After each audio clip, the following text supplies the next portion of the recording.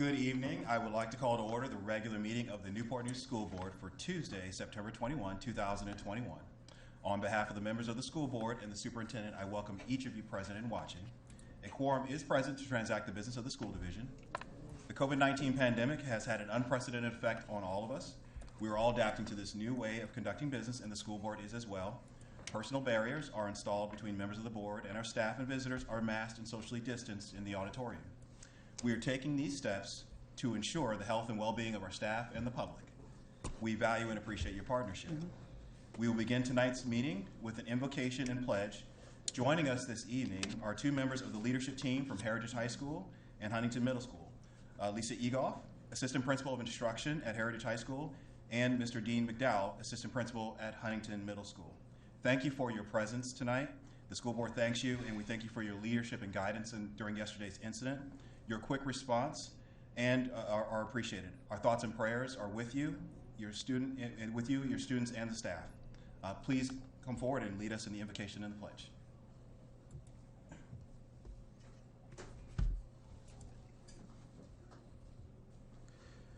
I greet you on behalf of my principal, Ms. Ebony Griffin, Dr. Erling Hunter, and the 5800 family, and we are Viking strong. And despite what the world may say, I want to share the words of Langston Hughes with you that life is fine. I went down to the river. I sat down on the bank. I tried to think but couldn't, so I jumped in and sank. I came up once and hollered. I came up twice and cried. If that water hadn't been so cold, I might have sank and died. But it was cold in that water. It was cold. I took the elevator 16 floors above the ground. I thought about my baby and thought I would jump down. I stood there and I hollered. I stood there and I cried. If it hadn't been so high, I might have jumped and died. But it was high up there. It was high.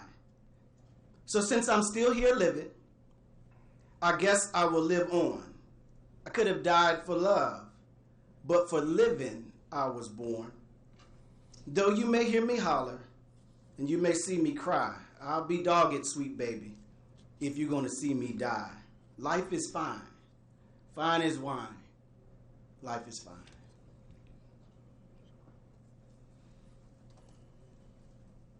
Please stand.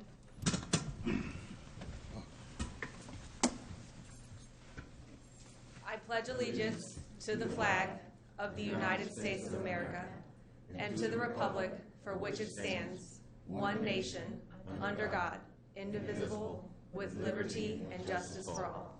Thank you.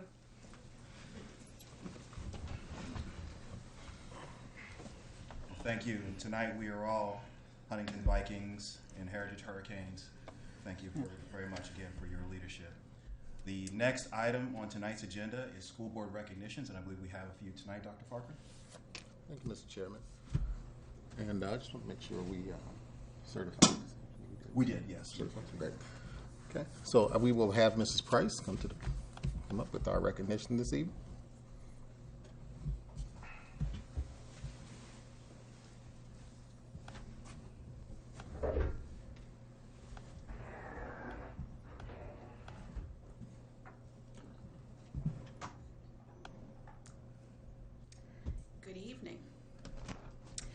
I have the pleasure of presenting this month's school board recognitions. Each year, the Virginia School Boards Association, or the VSBA, recognizes media organizations and reporters for providing valuable information to the community about public schools. The Media Honor Roll recognizes representatives who provide balanced and accurate information. Media representatives are nominated for this recognition by the local school board and named to the Media Honor Roll by the Virginia School Boards Association. This evening, on behalf of the school board, I'm pleased to recognize the 2021 inductee, Katie Collette, anchor and reporter at Wavy TV and Fox 43. Ms. Collette is joining us via Zoom. Thank you. She is named in a special resolution signed by each member of the school board, which names her to the 2021 Media Honor Roll.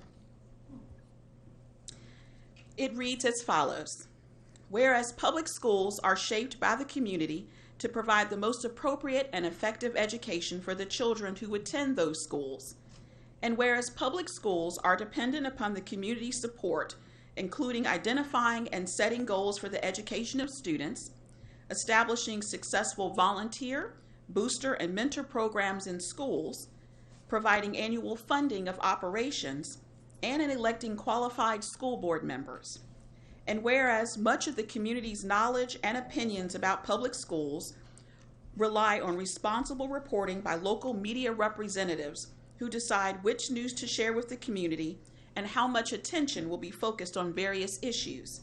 And whereas Katie Collette, a morning and midday anchor and reporter at Wavy TV and Fox 43, provides consistently outstanding service to the community by focusing on the successes achieved by students, teachers, and other staff, and the challenges facing our public schools. And whereas Ms. Collette provides accurate coverage of Newport News Public Schools and maintains a sustained personal commitment as a guest speaker and presenter for the Newport News Education Foundation's Salute to Success program, which recognizes high school students for their academic excellence and career preparation each year. And whereas the Virginia School Boards Association established a media honor roll to recognize media professionals who provide balanced and accurate information to the public and lend their support to school division initiatives. Now therefore be it resolved that the Newport News School Board place the name of Katie Collette on the statewide Virginia School Boards Association Media Honor Roll, calling attention to her ongoing commitment to Newport News Public Schools and its students. In witness thereof, we have here to set our hands this 21st day of September 2021. And again, it is signed by all members of the school board and the superintendent. Ms. Collette, we express our appreciation for your balanced and accurate approach to sharing with this community both the challenges facing our schools and our student successes. Congratulations and thank you for all you do. Woo!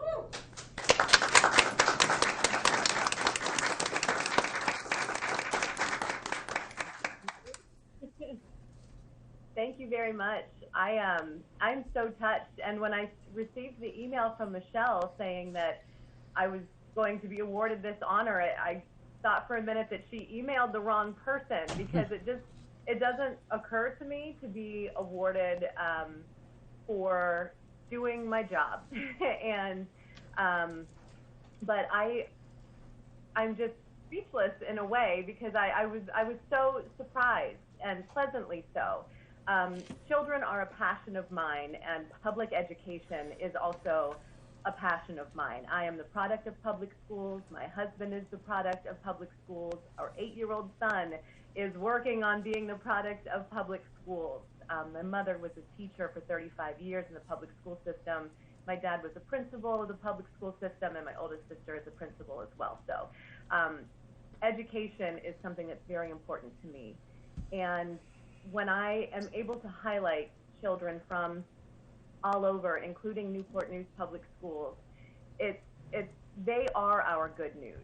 They are what is so important to our storytelling, and it's truly an honor to be able to showcase all of them. And what the Newport News Education Foundation does with the Salute to Success, I kind of feel like that's my baby, and I just show up and get to honor these students who do such amazing things, and they just give me hope for our future every single year, and I'm so touched to be a part of that year after year. So truly, I thank you all so much for this honor, and I hope I can keep making you all proud and doing my job consistently, a job which I love, and being able to help speak to your students, showcase them, mentor them. You're going to see some more great things from them this year with my Children of Change segments. I know it. So again, thank you very much. And I just want to close by saying that I have been praying for and will continue to pray for everybody impacted by what happened at Heritage High School.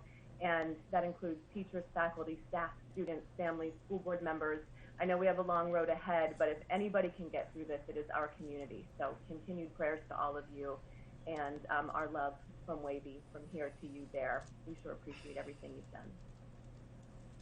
Thank you. We appreciate all you do for Newport News Public Schools and for the Education Foundation as well. And we will make sure that we get this resolution to you. Thank you. I wish I could be there. Well, we know you have to get up early in the morning, so we understand. That is right. Yes, that 2:15 alarm comes very early. Thank you. Please join me in giving her one more round of applause for being this honor.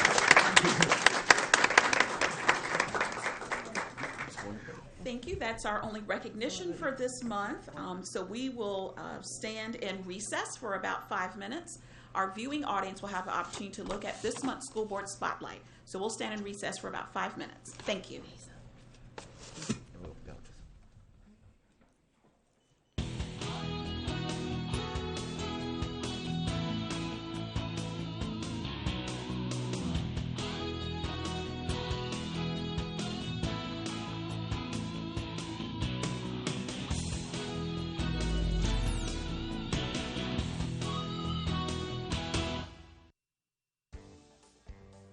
With much anticipation and excitement, students arrived at school last week to kick off the 2021-2022 school year.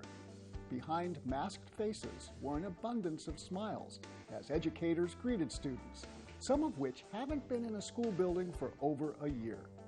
But it wasn't just our school staff welcoming students. Community partners, city leaders, faith-based organizations, and energetic college students all played an important role to make the return to school memorable. At Woodside High School, Tommy Riemann Jr., founder and CEO of City on My Chest, a national apparel brand, helped create a festive mood for students arriving on the first day.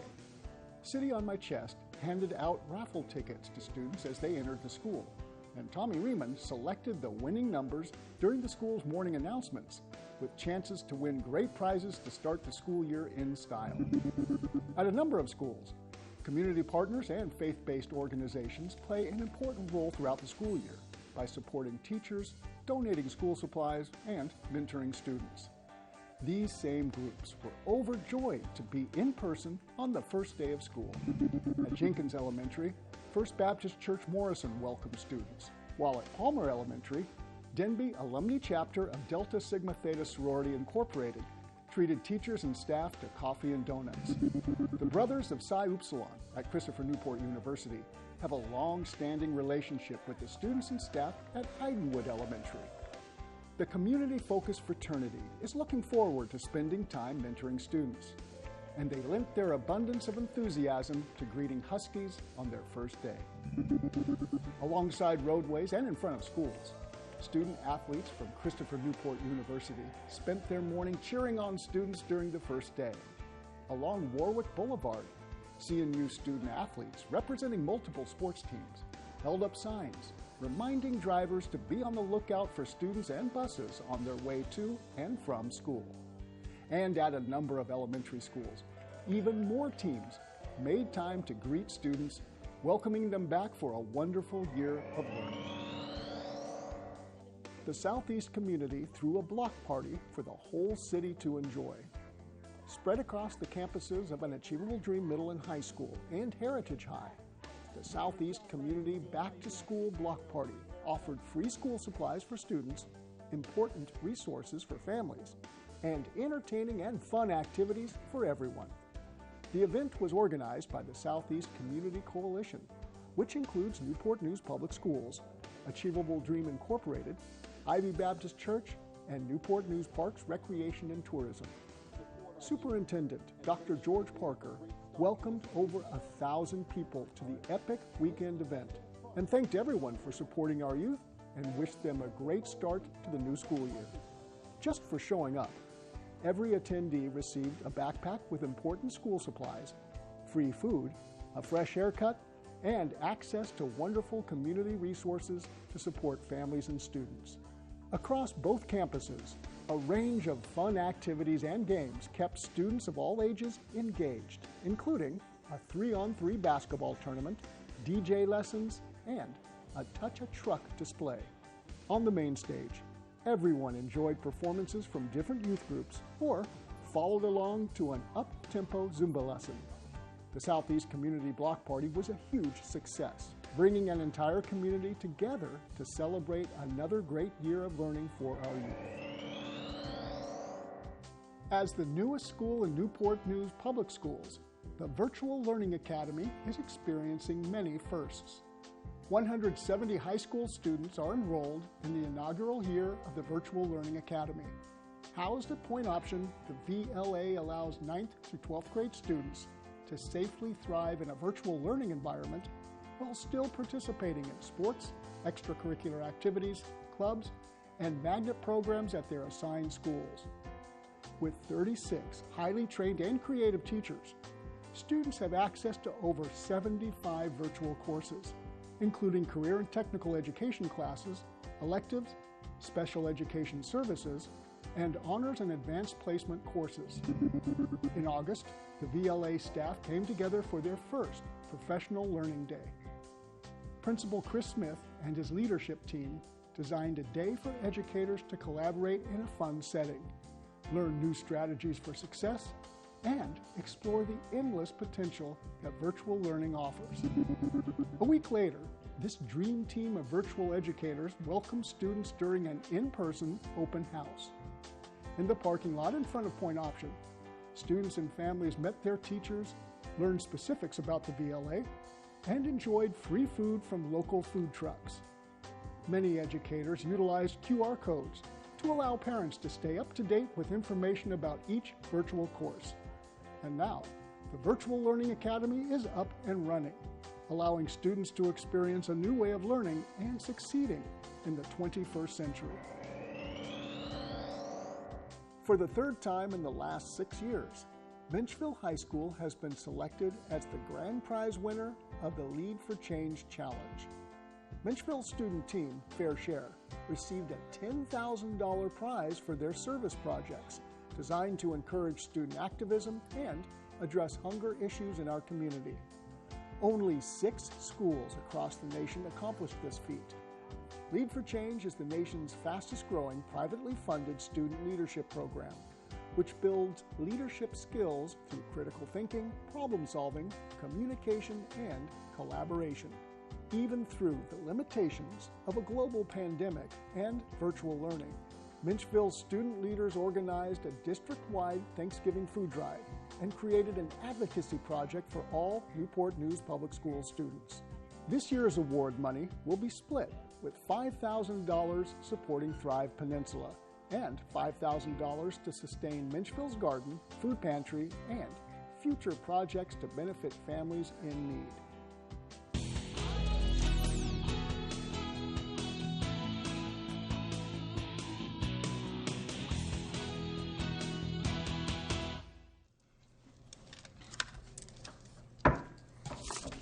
Welcome back. We hope that you enjoyed this month's School Board Spotlight. We are now on to item 2 of our agenda. During our regular meetings, we provide time for the public to address the board. These opportunities are scheduled in the early part of our agenda and also towards the end of our agenda as in item 6. The school board recognizes that during the pandemic, some members of the public may not be able to join us in person.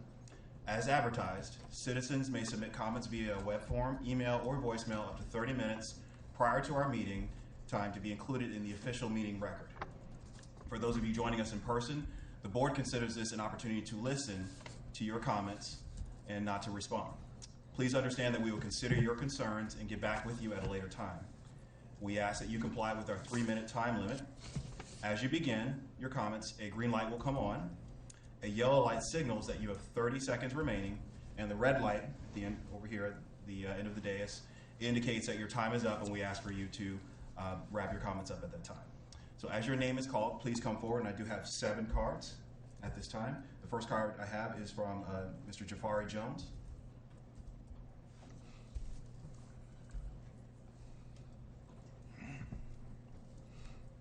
How y'all doing?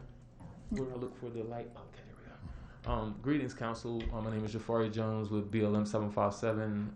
I met quite a few of you in 2016 when my 14-year-old cousin committed suicide due to bullying at Woodside High School. Since then, I literally dedicated my life to the cause. So for the past 5 years, I've been dedicated to the community, formulating BLM 757. Here today out of concern from what happened yesterday at Heritage, but as well as just the rhetoric that's going on around Newport News. And our ultimate goal is to make Newport News the best part of the 757 and to make the 757 the best part of Virginia. What we saw yesterday is not defining of Newport News as we know it as citizens here. It's not the message we want to send out to the world as far as them sending their kids here to go to school, knowing that we have colleges and militaries here. They will be bringing in their children. So we're just here to extend the olive branch to let you know we are here and readily available. And we just had her 20th birthday on September 11th. We put together the initiative where we are trying to come into the schools. We are licensed, we are official to come to the schools.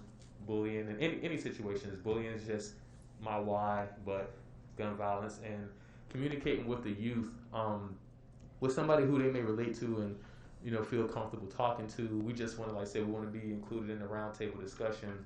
We commend everybody for this job. It's not easy. I know we came up here on a different tone. Like I said, it's been 5 years. I've seen a lot, so I can imagine everybody up here has seen a lot.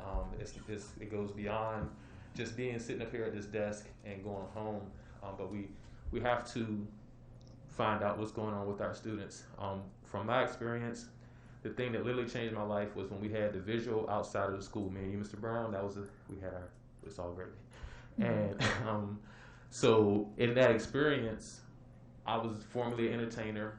I came with my DJ. He had a microphone. We played music. He let the children speak. They told us what the issues were, and then we put our own heads together and then re-met them. And that's literally why I couldn't no longer be just an entertainer, because they told me I changed his life by giving him a voice. Felt like we gave a voice to the voiceless.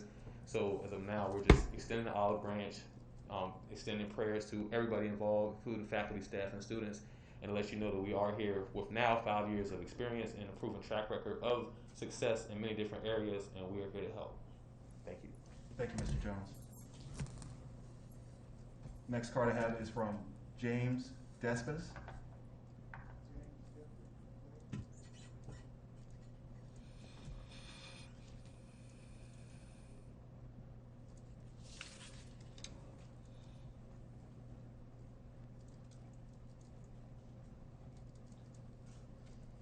Good morning.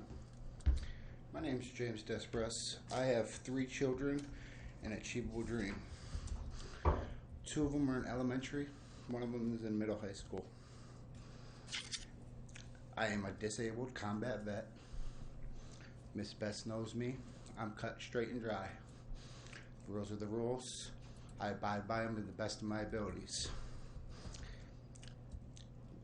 For the past 3 years, I've been fighting for the school bus not to pick up my daughter in front of a pedophile's house. Every single year, I have the same fight. So this year, I was reassured it would not happen again. They would move it back to where it was and it would not be moved. Come the first day of school, bus did not come. Unable to get a hold of the school. Unable to get a hold of transportation. My vehicle was down. So I could not drive my daughter on a motorcycle in a dress to school. So I drove my motorcycle knowing that my oldest child could watch my other 2 for 5 minutes. I went up to the school. They know I cannot wear a mask. I keep my distance. I tell them, hey, I have a medical condition. And by law, that's the only thing I have to require to tell them. Secretary has no issues with this. Kept my distance, stayed behind the guard. Principal came out, got upset with me. I informed her, ma'am, I cannot wear one. I'm here in official business due to my child's safety, well-being, and education. Her boss, Miss Eleanor Blow, was happened to be in the office. I said, ma'am, can I please get your name and number, contact, so I can schedule an appointment, so I can speak with you. Sorry, this is kind of emotional. I scheduled an appointment that same day for a week later. We talked about all the concerns, including other concerns of transportation to the elementary school because of all the construction. She said she would handle this. Well, because of the incident yesterday, I did not feel safe with my daughter being right next door. So I called up there as per our conversation, said, hey, I'm coming up there to pick up my daughter. You guys don't want me coming into school because I can't wear it. Can you please send her out? I drive up there, call the school again. No one answers. Security guards outside talking to the bus drivers. Said, hey, ma'am, can you please go get my daughter? You're not supposed to be on property. If you don't get off, I'm going to have you arrested. So what do you mean, ma'am? I don't know what you're talking about. She said, hold on a minute. Goes inside, comes back outside, hands me a letter, which I have copies for each one of you guys if you want. Saying I have been banned off the property because I've refused to wear a mask. Cannot wear one, did not refuse. It also states that because I didn't provide medical documentation. Don't have to provide it. I just have to tell. Thank you, Mr. Despes. That is your time. But if you would leave your letter, your notice with the clerk. Yes, sir.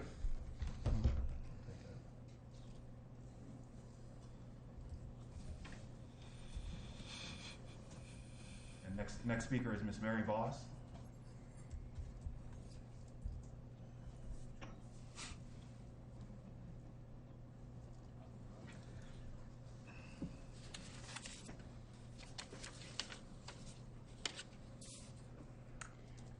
Hello, my name is Mary Voss.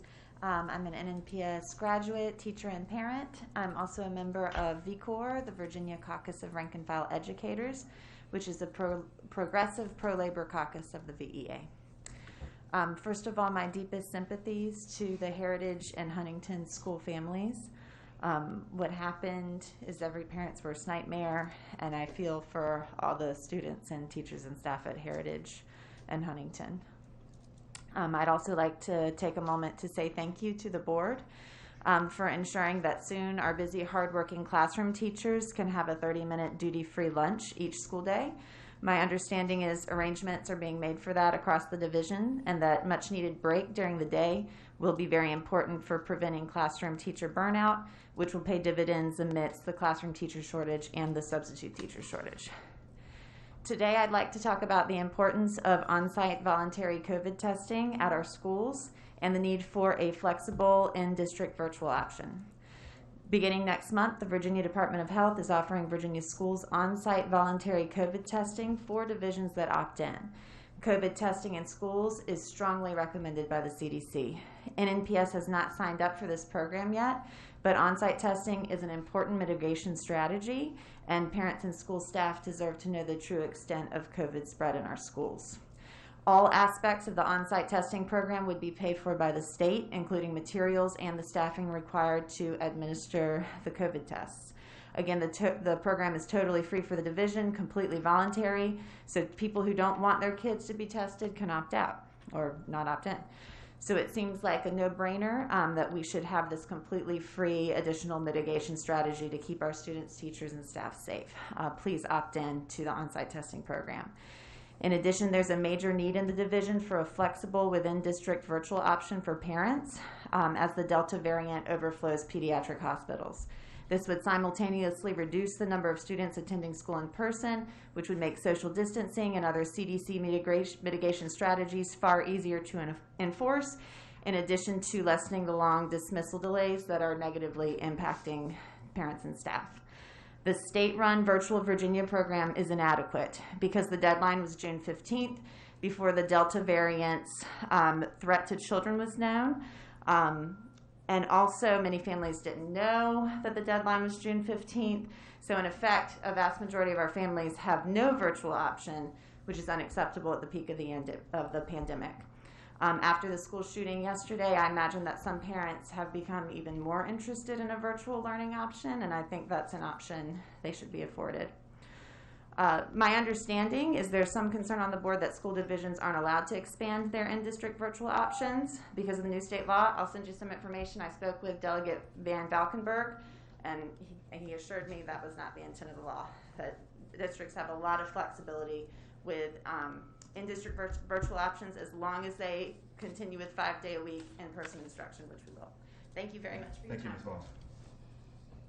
Next speaker is Sheila Golsa.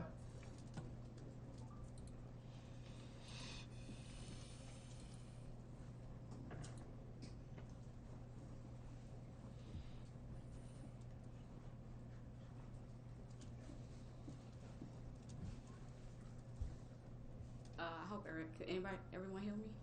Yes. Oh, hi. How's everyone doing? Okay, I'm a parent. Both of my kids, one attends Warwick High School, other one attends Hines Middle School.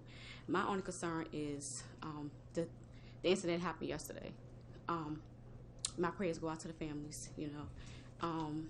My son did attend Heritage High School when it transformed into Huntington went to Heritage. Well, my whole concern is with the kids' safety. I feel like I know everyone did the best they could do, but I feel like in Newport News School, I feel like we can do better. When I went to my son's school with the lockdown, I was able to walk into my son's school with no ID, no identification, no one checking my bag, no security at the door, either left or right. Anyone it went either way, left or right, and could have had access to the staff and the students. That is not okay at all, because I feel like when we send our kids to school, I feel like we send them there and hopefully they'll be safe every single day, And I feel like a lot of parents just think about going virtual, because I feel like if my kids are not safe at school, they're safe at home with me. So that's the issue I have, and I just hope that we can do better, because I feel like no parents, this incident could have went either way.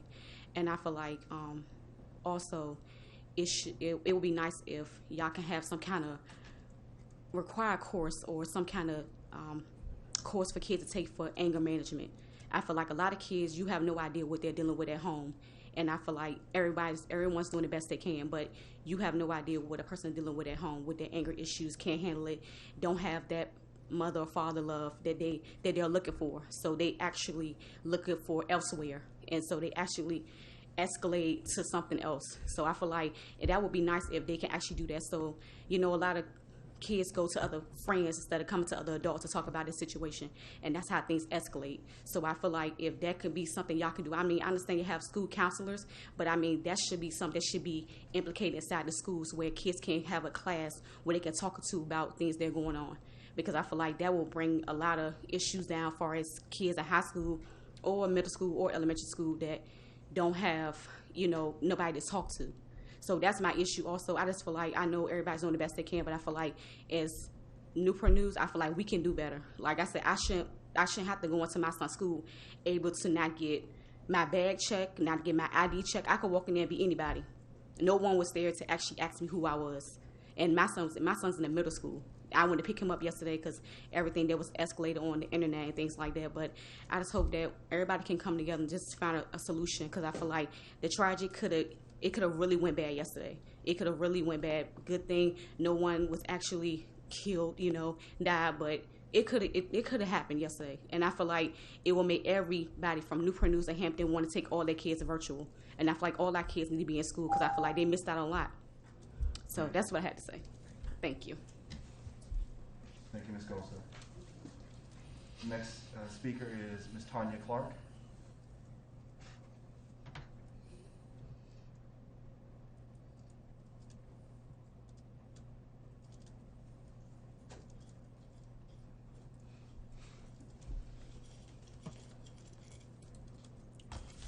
I remove my mask. Good evening. How are all y'all? I'm here tonight. I want to let you know that I have communicated with y'all separately before. This is a face to the name. Most of my adult life, I've worked as a social worker. I've worked as a mentor with families and kids. I know how difficult this job is, and I commend you for being here. I believe that yesterday, you guys did a great job. School as a whole did a great job interacting outside of the walls of Newport News Public Schools to ensure safety. However, within our walls, I feel like there was a complete breakdown. Parents and kids, they're all intertwined. We live in a social media world, and we have neighbors that go to different schools, kids in different schools due to the way our setup is. However, yesterday we received no communication as parents or as students outside of what was going on. We received it from media when we turned on our TVs. We did not receive any information. The first information we received from our schools yesterday was at 8 o'clock at night. It did not even address the shooting. It addressed there was an incident, that there would be police presence more on site today. We received nothing from communication from Newport News Public Schools as a whole, which I attribute to this building. We need to know as parents where we're supposed to be getting our information from. Not acceptable for our kids, not acceptable for our parents. This is not my first time talking to you guys and sending in requests about communication. I feel like as parents, we do not know where we're supposed to get our information from. I believe that our schools provide us information that take place within their walls. They cannot control what is being said from this building or from this board. Therefore, we do not receive communication. That comes directly from Newport News Public Schools. I expect certain information should be shared with families, with parents, with students. I often am left wondering what you as a board are being given as information to make decisions, to make the best possible decisions for our students and our families and our teachers and everyone involved in our communities. I was originally coming here tonight about COVID. I wondered several things. Do you know that there's 35 kids in classrooms right now during COVID? Do you know that the kids are eating lunch side by side as if it's 2019? Are you aware of those things when we're making decisions? I feel very confused. You ask for comments, you ask for questions, concerns, but when we share them, I don't know where to find the answers to the concerns I've shared with you. I've asked these questions. We don't hear you debate the things. We don't know what your take is on it. That's important for us as parents and as for community who elect you into your office. We need to know where you stand on certain issues. There needs to be a more open platform and transparency among this board so that we as parents can make decisions for our children and for our community as a whole. I'm also wondering when the metrics for COVID get so high, what was our plan? What are we doing?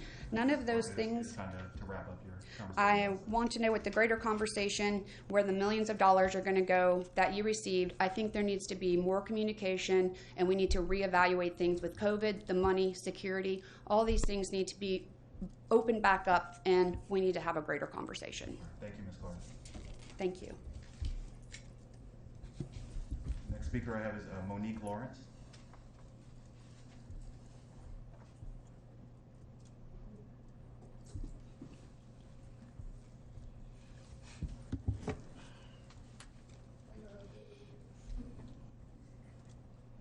I just have a question about what are they planning on doing about the kids at the school with COVID.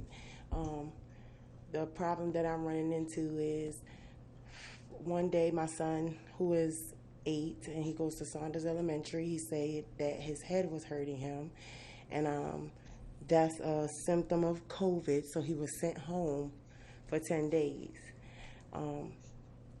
My nephew realized that that's all he had to do, to be sent home for 10 days, and he went to school Monday and said his head was hurting, and he got sent home for 10 days. Then my high school student who goes to Woodside, he said I guess he was going to the bathroom. He asked to go to the bathroom a couple times, and he didn't even say he was sick. But the teacher said that was, I guess his stomach was hurting, so he had to go to the bathroom. Diarrhea or whatever is a symptom of COVID. So he got sent home for 10 days. At this point, it turned into a domino effect, and between my home and my sister's home, everybody is home from school, and nobody is sick. So what is the protocol that the school is coming up with? Because the kids noticed that they can do these things, and it wasn't just in my home or my sister's home. I've had numerous people say that that's what's going on. So what do they plan on doing? Sending all the kids home every time they say their hair hurt or something hurt? You know, when I got to the school, the nurses look overwhelmed. The nurse's office is full with kids. Any little thing that they're saying is COVID. So everybody's being sent home for 10 days. Why is the school open if this is what's happening? I don't feel like school should be open if that's going to be the answer to every single thing. COVID, go home for 10 days, quarantine, and come back. That's unacceptable. Once all the kids know that they can do this, it's going to be a domino effect everywhere, and none of the kids going to be in school because their hair hurt or their stomach hurt, and nothing is wrong with them. They're just doing things as kids because they know that they can get out of school by saying these things. So it's like, you know, what do we do as parents because they're saying they have to be home? That's it. That's the only thing I had to say. Thank you. Next card I have is DeLeon Staley.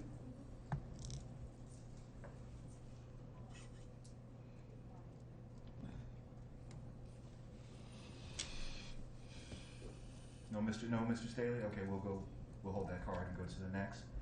The next card then is Latanya Denson.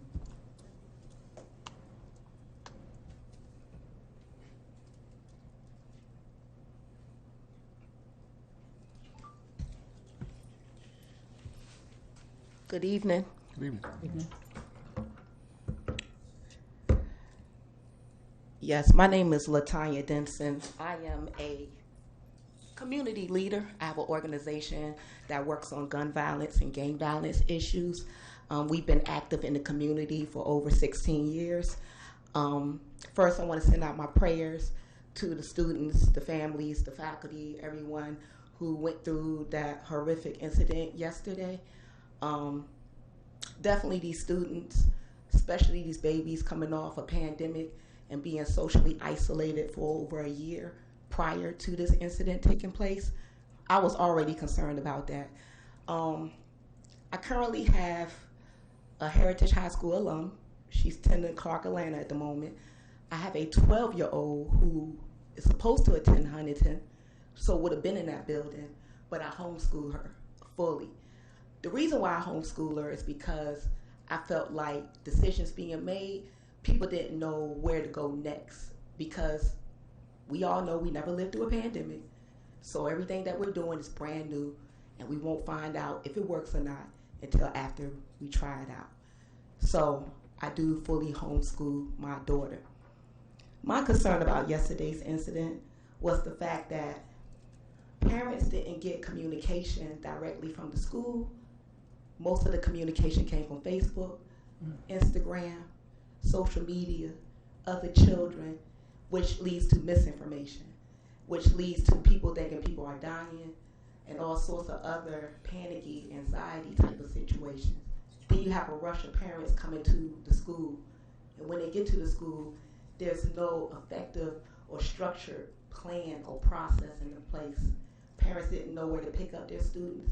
They didn't know where to meet their students or to get the answers that they were searching for during that tragedy that occurred yesterday. Again, I work on gun violence. So my gun violence issues that I normally work on is in the community, the day-to-day gun violence. What happened yesterday was unaddressed issues that take place day-to-day that spilled over into our schools. Again, I've been out here 15 years. Majority of those years have been advocating to get inside the schools as a community entity to complement the schools. That's like climbing a steep hill with oil because there's so much red tape. We have community leadership that's out here fiending to get into these schools to help our young people, like that young man that felt it necessary to carry a weapon. I heard it was an AR, not sure if it was an AR or not, but to carry a weapon to a school he didn't even attend, to let that weapon go. Where was his mind? Where was he emotionally? I know I'm probably running out of time. Yes, you. But I want to let y'all know that we are out here. We as community leaders, we are begging to get into these schools. And if you need any information, John Ely and Ms. Terry, Dr. Best, they both have my information directly.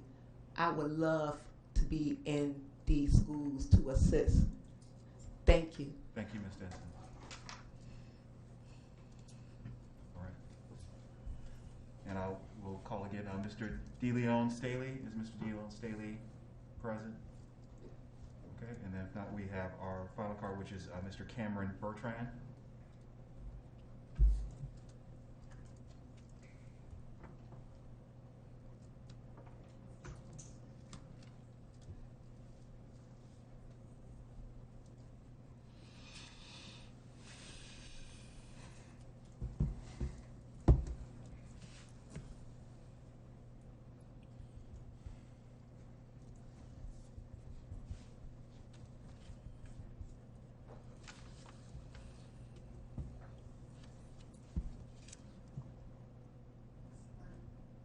So Mr.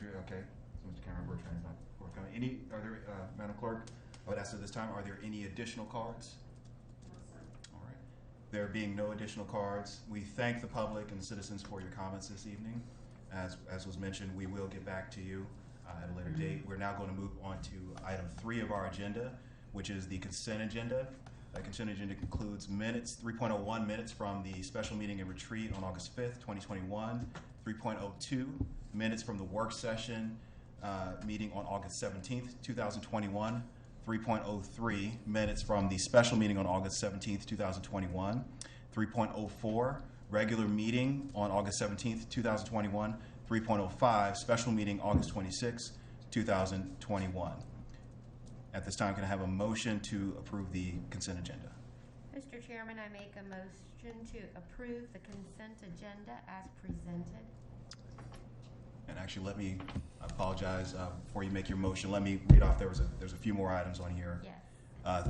So in addition to 3.04, there is 3.06 financial reports, including the revenue report for June and August 2021, the expense report for June and August 2021, child nutrition report for June 2021, 3.07, the personnel report, 3.08, the Virginia Department of Education authorization of signature in absence of the division superintendent, and 3.09, Purple Star school resolution. Okay, so at this time, we have a motion to approve the consent agenda. Absolutely. Do we have to approve the consent agenda as presented? Thank you, Madam Vice Chair. Is there a second to approve the consent agenda as presented? Second. Thank you, Mr. Ely. Any discussion by the board? All right. There being none, Madam Clerk, would you please call the roll? Mr. Ely? 4. Mr. Harris? 4. Mr. Hunter? 4. Mrs. Searles Law? 4. Mrs. Amon? 4. Dr. Best? 4. Mr. Brown? 4. Motion carries 7-0. All right. Now, at this time, I understand that we have some superintendent personnel recommendations. Is there a motion to approve the superintendent's personnel recommendations? Yes, Mr. Chairman. We have a motion here to approve appointments and promotions, to approve the superintendent's personnel recommendations for Dr. Miranda Hall for Program Administrator 2 for the Warwick High School Magnet Program. Horchetta Harmon as, I have a glare here, as Assistant Principal for Hines Middle School, and LaGuana Clemens for Employee Relations Supervisor in Human Resources. Thank you, Madam Vice Chair. Is there a second to that motion? Second. Seconded by Mr. Harris. At this time, I would like to invite the appointees, if them and their families are present, they would come on in the room. This is perhaps the moment that you've been waiting for. So please come on in.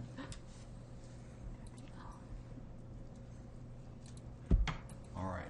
Thank you. And then, so at this time, if there's no further discussion, then Madam Clerk, would you please call the roll? Mr. Ely? 4. Mr. Harris? 4. Mr. Hunter? 4. Mrs. Searles Law? 4. Mrs. Amon? 4. Dr. Best? 4. Mr. Brown? 4. Motion carries 7-0. All right. Thank you. And so, Dr. Parker, I understand that you have some information about our appointees that you'd like to introduce. Yes, Mr. Chairman. It gives me great pleasure this evening to announce 3 appointments or promotions. And I'll start with the young lady standing there. I'd like to introduce Ms. LaGuana Clemens, the new Employee Relations Supervisor for the Human Resources Department. Mrs. Clemens has a bachelor's degree in Management Computer Information Systems from Norfolk State University and her master's degree in Human Resources Management from Troy University. Mrs. Clemens also has her Society for Human Resource Management certification. Mrs. Clemens started her career in human resources with Verizon as a human resources generalist. She previously worked as a human resources specialist, performance management with the Children's Hospital of the King's Daughters. She worked as a human resources generalist and human resources manager for Alorica. Most recently, Mrs. Clemens has worked as the employee relations manager for Norfolk Public Schools. We welcome Mrs. Clemens to the Newport News Public Schools family. And Mrs. Clemens, I'll give you the honor of introducing yourself and introducing that tall gentleman standing next to you and that other tall young gentleman standing next to you. Good evening, everyone. First, let me introduce my husband, Dr. Walter R. Clemens, and my son, Mr. Walter R. Clemens II, who affectionately likes to call himself Dr. WC2 from time to time. I would like to thank Dr. Parker, superintendent, and all of the school board members here for this wonderful opportunity. And I would also like to thank my new HR director, Ms. Nina Farish, for giving me this opportunity as well to serve as the Employee Relations Supervisor for Newport News Public School. So I'm deeply humbled for the opportunity. I am thankful to be given this opportunity to share my passion in human resources and education, and to be able to share my gifts in employee relations. It is my desire to ensure that I make a positive impact on the employees here in Newport News Public Schools, and that impact will resonate in all of the students. So I thank you for the opportunity. I appreciate your time, and I'm looking forward to serving the employees here in Newport News Public Schools, and I'm looking forward to working with each of you. Thank you. And welcome aboard. Thank you.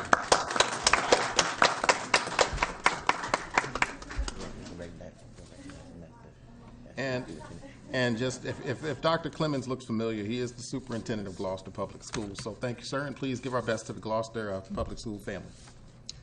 Thank you, Dr. Parker. And just one final parting word for you all. We're praying for you, and any one of us can be in those situations at any point in time. And so, and I know the work that you do with the school board. I know the work that Dr. Parker does, and we're all in it together. And we're praying for you, and Godspeed to you all. Thank you, sir. Thank you. Thank you. One of our appointees is not here this evening, but I think I'll do her the honor of reading her a little bit about her bio. Introducing Dr. Miranda Hall as the Program Administrator 2 for Warwick High School's Magnet Program. And Dr. Hall has a bachelor's degree from Norfolk State University, and a master's degree from Stanford University, and a Doctor of Education from Regent University. And Dr. Hall started her career as a reading specialist in Oakland Unified School District. She was also an instructor at Stanford University and an administrative intern with Virginia Beach City Public Schools. Recently, she has served as a teacher at Lansdowne High School since 2015, and we look forward to welcoming Dr. Hall to the Newport News Public Schools family.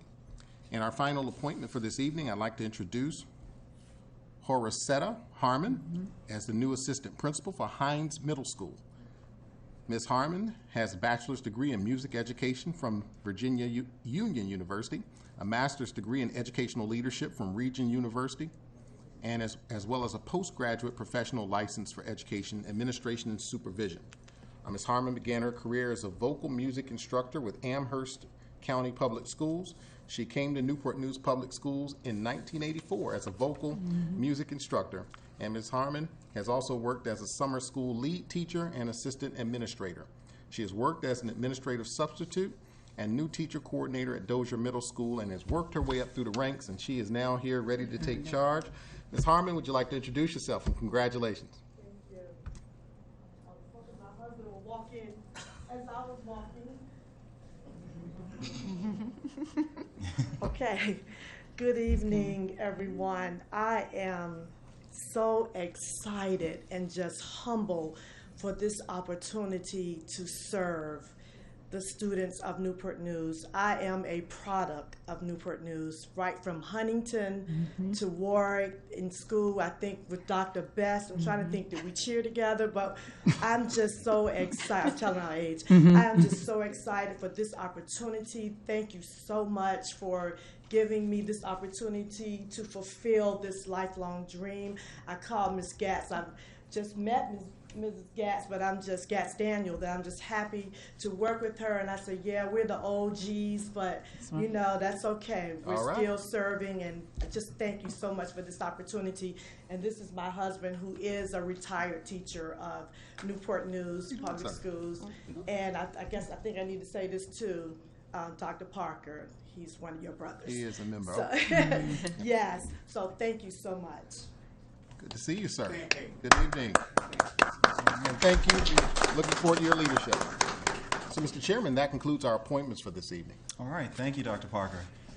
We now are on to section 4 of our agenda, which is our action items. We have one action item this evening, which is 4.01, our proposed science textbook adoption. Dr. Parker, do you have a summary of our proposed textbook? Yes, Mr. Chairman. At the last board meeting, we received a very good presentation from our science supervisor, which outlined the need for a textbook adoption. Last textbook adoption was over 10 years ago for science textbooks, and we have asked for the board's support this evening in approving the adoption and the distribution of new materials. All right. Board members, you have had an opportunity to review the textbook. Are there any questions from the board at this time? There being none, may I have a motion? Oh, go ahead. There's just a comment. After having reviewed the textbooks that were put before us, I was really impressed by the ease of use of the layout, and I appreciate the insight, time, and commitment for the thoughtful selection. And it's my hope that the enthusiasm with which they were selected for the students, that they will learn with the same enthusiasm and spirit. So I'm really excited about this update after 10 years. All right. Thank you, Madam Vice Chair. All right, so at this time, is there a motion to adopt the proposed textbook? Yes, Mr. Chairman, I make a motion to approve the proposed science textbook adoption as presented. Thank you, Madam Vice Chair. Is there a second? A second. A second by Dr. Best. Any further discussion? All right, there being none, Madam Clerk, would you please call the roll? Mr. Ely? 4. Mr. Harris? 4. Mr. Hunter? 4. Mrs. Searles Law? 4. Mrs. Amon? 4. Dr. Best? 4. Mr. Brown? 4. Motion carries 7-0.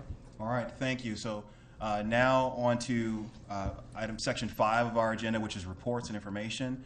We are now going to go to 5.01, which is a monthly school update. At this time, recall, board members, that we were going in this item 5.01, which will stimulate some questions. We are going to write our questions down and provide those to the superintendent so that his team can do further research for our special meeting. But at this time, Dr. Parker, I understand you have some thoughts to share on our monthly school update. Yes, Mr. Chairman. I would like to start off our monthly school update with sharing the sentiments of my staff for the families in the Huntington Heritage community for yesterday's events. Safety is at the forefront of our minds. We understand that incidents like yesterday can happen anywhere. This evening, our goal is to share a little bit of our safety protocols for our school division, not just for the Southeast community, but for the entire school division. We need to really understand what it takes to keep our children safe. And unfortunate incidents like this sometimes bring those to the forefront. But I want to assure everyone as they listen this evening that these incidents are occurring, and we have to embrace the entire community in order to keep our children safe. And I heard many speakers this evening who've offered to support, and that's what it will take moving forward, because the things that come into schools are not something that we control. How we handle our school day is what we can control. As we start our presentation this evening with some of the safety protocols and our approach to safety in our schools, I want to also provide proper context. Before you can fix anything, you have to know what's broken, right? So we have not yet received the full investigation from the police regarding the incidents of yesterday. We do not know specifics as far as access to the facility, protocols that were taken. So before we can really look at proper measure of any plan, we need to engage with our police community as they conclude their investigation. Make sure that we have a good understanding of what transpired yesterday, and then also look at our protocols to ensure that we have proper direction for moving forward. So that is the context that Mr. Wright will come up start first and provide some safety information.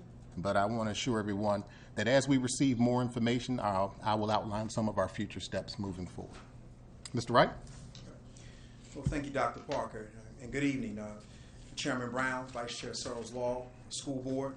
It's always an honor to be here and give an update with regards this evening to safety. So we take a layered approach to school safety, and that starts with building a culture of relationships, in our school building. And that's centered around the Student Code of Conduct and how we interact with our Student Code of Conduct, which also includes youth development and building a culture of social and emotional learning and how we respond to the needs of our students.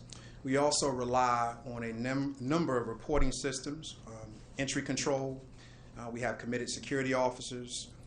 We participate in searches. Those are planned and random. And we also have safety drills.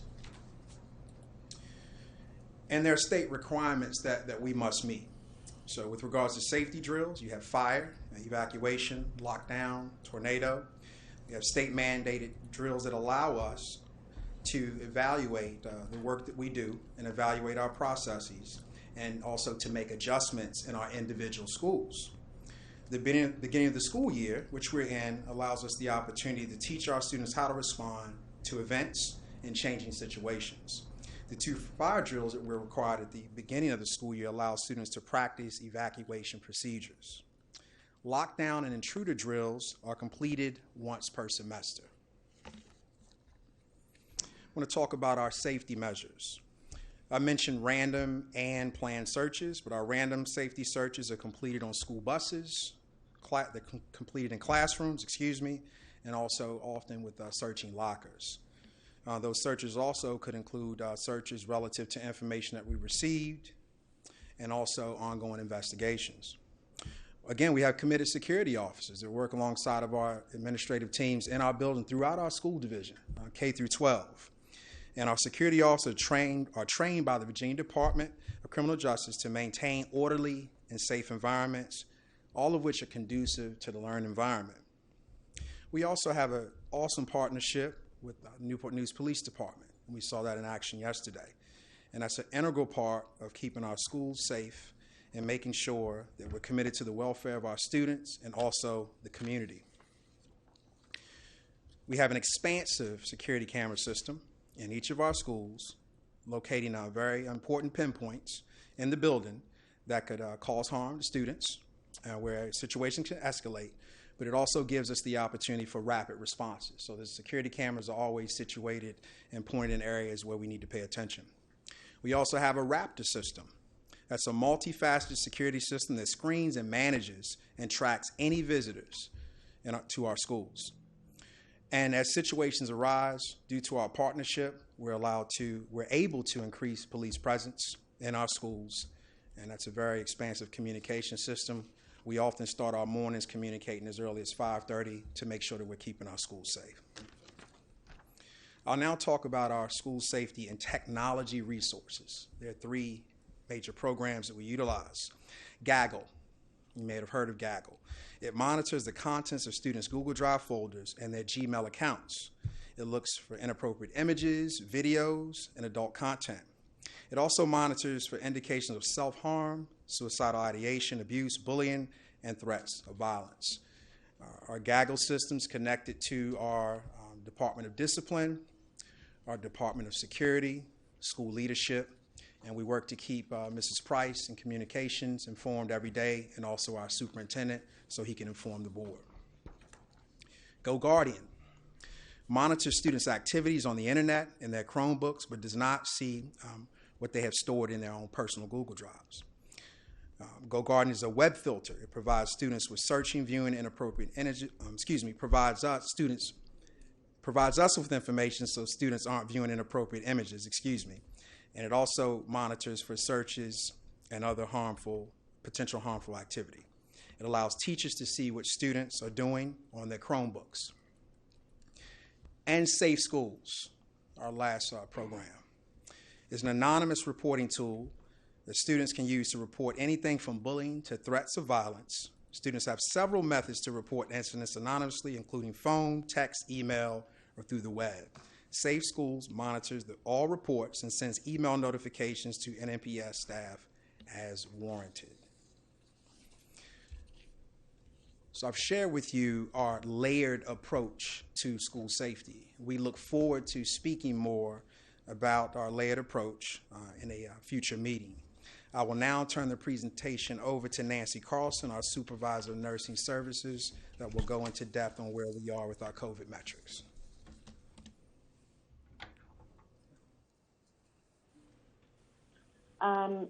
First of all, the slide is showing that Newport News, and as you can see, the entire Commonwealth of Virginia is in the highest transmission rate.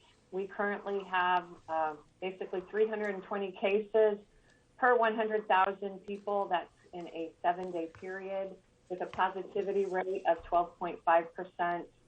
Both of those numbers do put us, like I said, into the high transmission rate. Next slide, please. This shows how many students are currently quarantined or isolated at home. and how many staff members are quarantined or isolated at home. This data is not reflective of the total number. We do have a few schools that their data was not submitted this evening, but this is a pretty good indication of what is going on in our schools right now.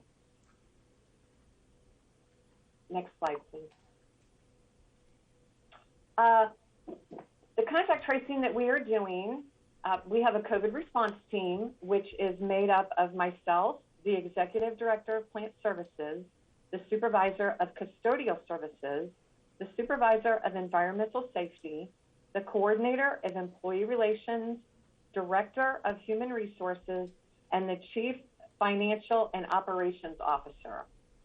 When a student or a staff member has been identified as either being a potential case of COVID or identified as being a close contact of someone who has tested positive for COVID, then members of our COVID response team, which also includes our health services employees, and we also have some additional contact tracers who are employed through Newport News Public Schools and work for the Health Services Department. We have a protocol in place, again, that we identify anyone who is a close contact. If it's a student, we notify that family and give them the date that the child must stay out of school. We are following the guidance from the Virginia Department of Health. We quarantine for 14 days. That, again, is a close contact of a positive case of COVID. And we isolate anyone who is a positive case of COVID or any student or staff member who is presenting with symptoms that may be COVID. And again, because our case rate right now is so high, we have to anticipate and think that anyone with symptoms could possibly have COVID at this time. I know it is frustrating, but it's what we're doing to keep everyone in Newport News Public Schools safe, from all of our students to our teachers and our staff members. Each school does have a separate COVID isolation room. This room is available where students or staff showing symptoms of COVID may go. We send them there where they wait for parent pickup. And of course, staff members, we hope that they're well enough that they could drive themselves home or call a family member to pick them up. Or of course, if we had to, we would call 911. Next slide, please. We are still implementing all of our health and safety measures. Vaccinations are your best approach at not having to quarantine if you are identified as a close contact. Again, I realize that we are waiting anxiously for the Pfizer vaccine to be approved for 5 to 11-year-olds. We are asking that everyone who comes into Newport News Public Schools wears a mask correctly. We are implementing physical distancing to the greatest extent possible. We are looking into participating in the COVID testing program that is offered through the Virginia Department of Health. Of course, we want everyone to cover their coughs and their sneezes and to wash their hands. Staying home when you're sick is very important. There is a daily health screening available on the NNPS website under the Safe School, Return to Schools, that everyone is asked to complete prior to entering one of our buildings, whether it's a school building or up here at the administration building. And again, we have a contact tracing team that is working to identify anyone who needs to isolate or quarantine, and our buildings are being cleaned and disinfected by our custodial staff. At this time, I would also like to say that we have not had to close a school based on our COVID measures. Next slide, please. Next, I would like to introduce the Chief Academic Officer, Dr. Tina Manglamat. Good evening, Chairman Brown, Vice Chair Searles Law, members of our board, Dr. Parker. It's a pleasure to be here with you this evening. As you know, we have teachers and students that are quarantining, and with that comes the question of what happens to instruction when they quarantine. So as you know, learning does not stop in Newport News Public Schools. there is a pre-K-12 plan for instruction during quarantine. This detailed plan varies by grade level. It can vary by content. It could vary by the scenario in which the quarantining is taking place. Tonight, I'm just going to provide you a cursory overview of what this plan entails. I'm going to provide some scenarios that are going to help facilitate the thinking as I go through the presentation. Before I start, I do want to remind everyone listening at home and our members of the board that all virtual learning is going to take place through the learning management system Canvas. So the first scenario I want to present to you is a teacher is going to stay at home and the teacher is unable to work because they're sick. And we are treating that like any sickness, flu, shingles, it doesn't matter. So we're going to follow that same process. Our teacher is going to provide sub-plans to either the building principal or their content lead, and we will call in a substitute to be in that class to facilitate student learning. The students who are in the classroom will work on the assigned work either in person or utilizing that learning management system in their Chromebook. And then our students who may potentially be quarantined with the teacher will be utilizing those same activities and resources at home through Canvas.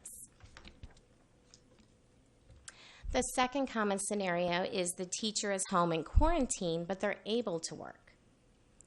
So what's going to happen is going to look very similar to remote instruction from last year. The teacher is going to be at home. They're going to log into Zoom. They're going to provide synchronous instruction to our students at a scheduled time. They will also provide asynchronous activities, learning activities, and resources that are available through Canvas. Students that are in the classroom will have a substitute there to facilitate the learning. And we will also provide those activities and resources they'll access asynchronously, but then when the teacher wants to Zoom with them, they just open their Chromebook and they go to the scheduled time. Students who are at home quarantined with the teacher, the same thing will happen. It looks very, very similar. They're working asynchronously until the teacher schedules the time to meet with them, and then learning takes place via Zoom. The third scenario that I want to bring to you tonight is the teacher is in the building and there's just a few students that are out on quarantine. All right, so the teacher is still responsible for those students and their learning. So the teacher works in person with all of her students in the classroom. And then what happens, that teacher is going to post and ensure that there are learning activities and there are resources available through Canvas. And while those students work on them asynchronously, the teacher, just like any other assignment, is going to provide they're going to grade it, and they're going to provide feedback to the students asynchronously. I think it's just important to note that if a student is too sick to do the work, we treat that just like they're sick. They're they have flu, they're in bed, they don't have to do the work, but the parents should call the school, the teacher, or email and say that their child, their family member, is unable to participate in any activities for the day, and we'll treat it as a makeup, and they'll be able to make up their work. Okay? And the last scenario, not the least, that I want to provide to you is the teacher's in the building, and there's the majority of their students are out, or the whole classroom is out. And again, that looks very much like remote instruction. The teacher goes into the building, however, they may have 4 students in their classroom, and they will still Zoom with all students synchronously. The students in person will open their Chromebook and receive the same thing that's going on at home with the students. The teacher's right there present. When asynchronous time occurs, our students at home complete activities and assignments, and the students in person may get some specialized instruction, maybe some small groups, and some one-on-one with the teacher. So while those are 4 scenarios, I want you to know that there are many scenarios that can happen, and I just gave that overview. But we are doing our best to make sure that learning doesn't stop for our students and that our teachers have all the resources and support needed to carry on instruction in this manner. Now tonight, we were going to also provide you with a detailed update of the Virtual Learning Academy. Currently, our program is up and running. Our teachers have been trained, they're excited, and our students are actually just really engaged in the new personalized learning format. We are being guided, I have to say this, by the Dream Team. Okay, our principal, Chris Smith, our assistant principal, Karen Bazemore-Person, and our new virtual learning specialist, Stephanie Bean, are truly the dream team. And I think they're really going to take this VLA and just skyrocket it into the next level. In light of our present circumstances, we have decided to move this update to October. So stay tuned. Chris and his team are going to come in October and provide you more detailed, exciting intel. So stay tuned. At this time, this is the end of the instructional update for this month, and I'd like to bring up our new interim assistant superintendent of budget and finance, Chris Sorensen, to give you an update on transportation. Thank you.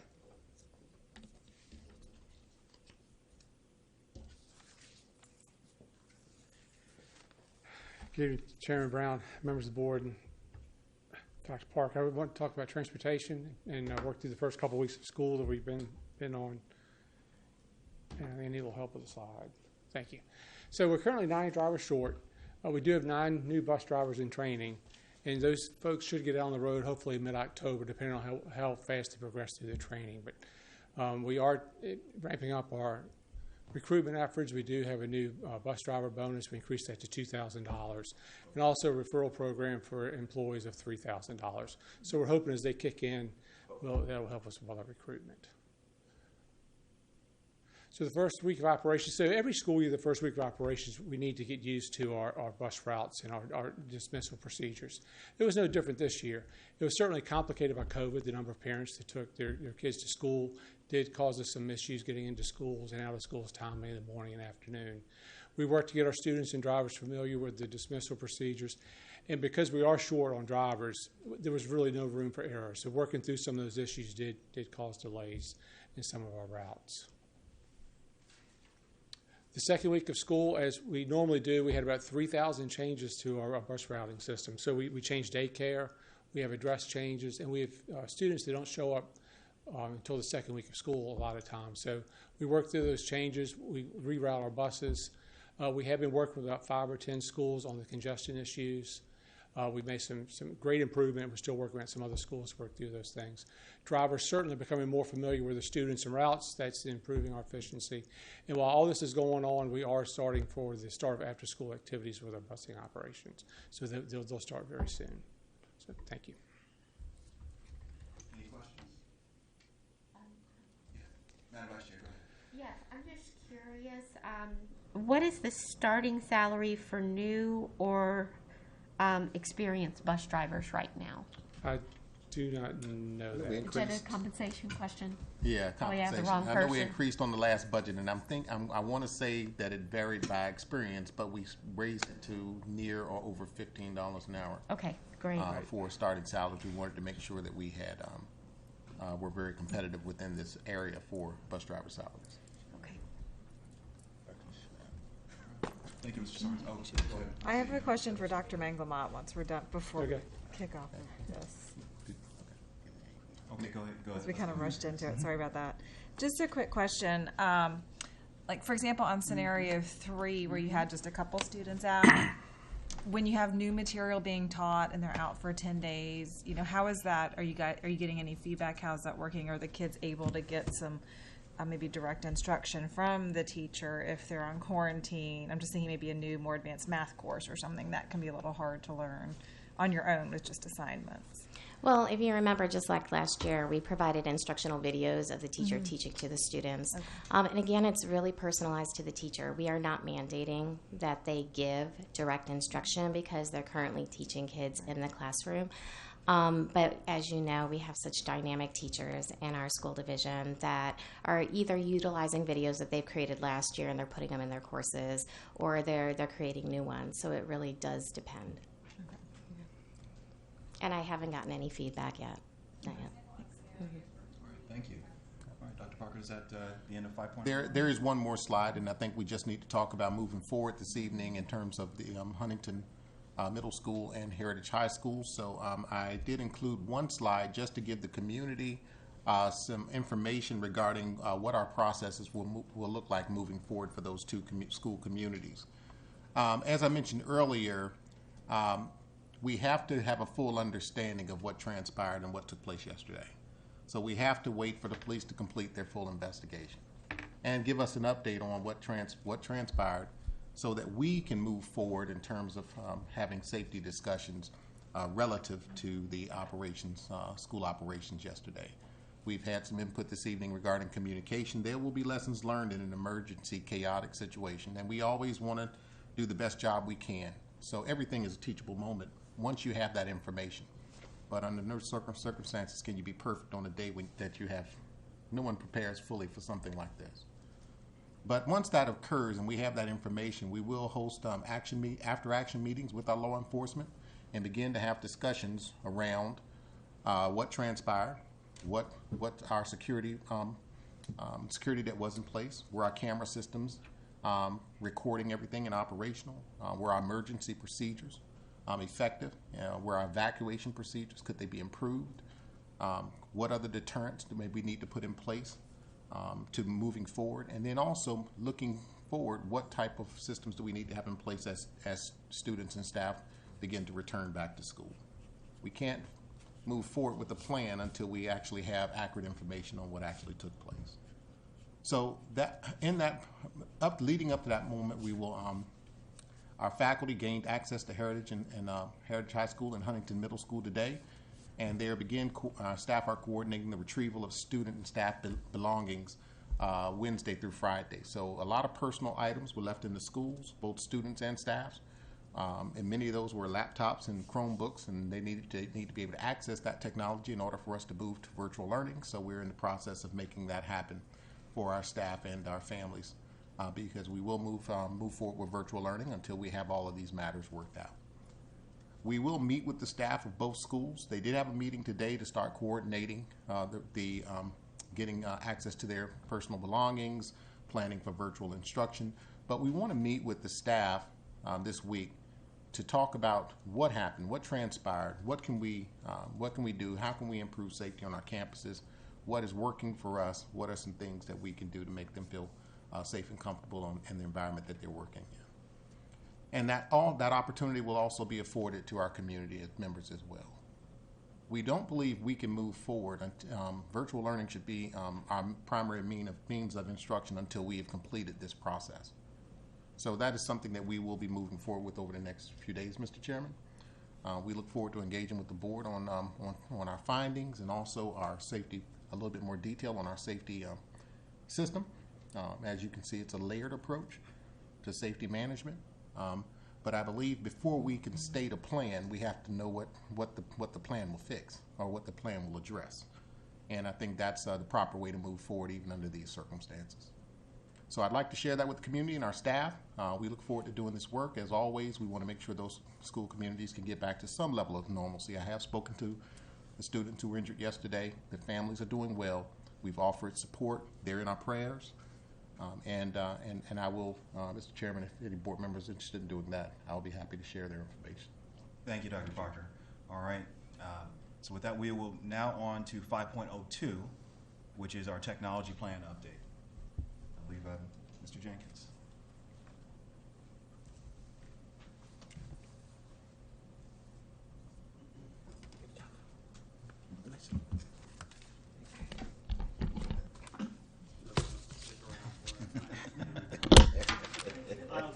This is a compliment, Mr. Jenkins. It says that our technology works so well that we don't even need to hear.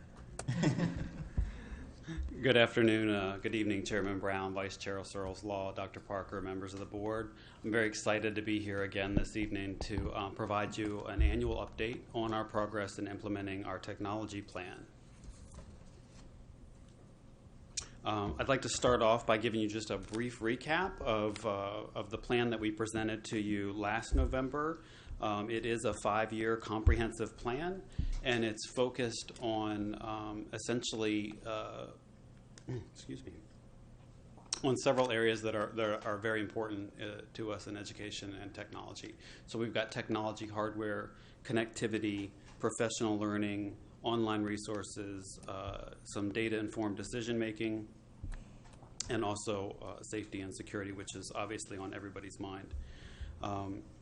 Each of the goals and activities in the tech plan is closely aligned with our strategic plan, the Journey 2025 strategic plan. And in your packet, I've included a copy, an updated copy. Hopefully you all have it. Looks like this. It's an updated copy of the tech plan, and it really highlights our progress. So for each of this may look familiar from last year, but for each of these focus areas, you'll see a focus area at the top. I've added a column that is the status to let you know how we're progressing in each of these areas, and with the goals and activities and supports. And also, just on the right-hand side, it reminds you about what that alignment is to our strategic plan. I'm just going to go through them as briefly as possible and provide you a couple updates. I just want to share with you some accomplishments from last year related to the tech plan that we're very proud of, and some of the stuff that we're working on for this school year. And then if you look through the packet that I gave you, you'll also see that there are some dates assigned to there. There are some things that it is a 5-year plan. We're not able to tackle it all at once, so there are some things that you'll see dates in there. Those are the estimated dates when we think we'll be able to start working on those items. So as you know, we talked a lot about it last year. One of our biggest accomplishments was to be able to provide a computing device to each one of our students. To get the devices into the hands of the kids as quickly as possible, we opted to go with Chromebooks due to the cost, the ease of deployment, and the ease with which we're able to manage them. Since then, we've had some time to do some thinking and talking to folks. We've partnered with school leadership and teaching and learning, looked at a variety of devices to come back, and one of the items in the technology plan was to go through a selection process and really decide at each grade level what kind of device or what kind of technology best suits the developmental stage that the child is in.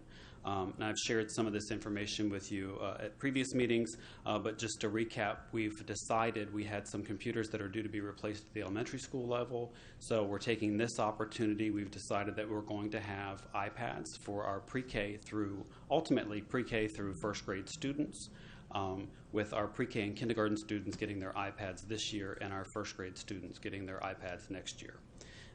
And as we go through this process, this year it just happened to be elementary school devices that were due. Next year we'll have some secondary school devices that are due for replacement, and each time we'll meet with the stakeholders, the principals, the school leadership folks, the instruction folks, and just make sure that the devices we're buying are what's best for the kids at that developmental stage.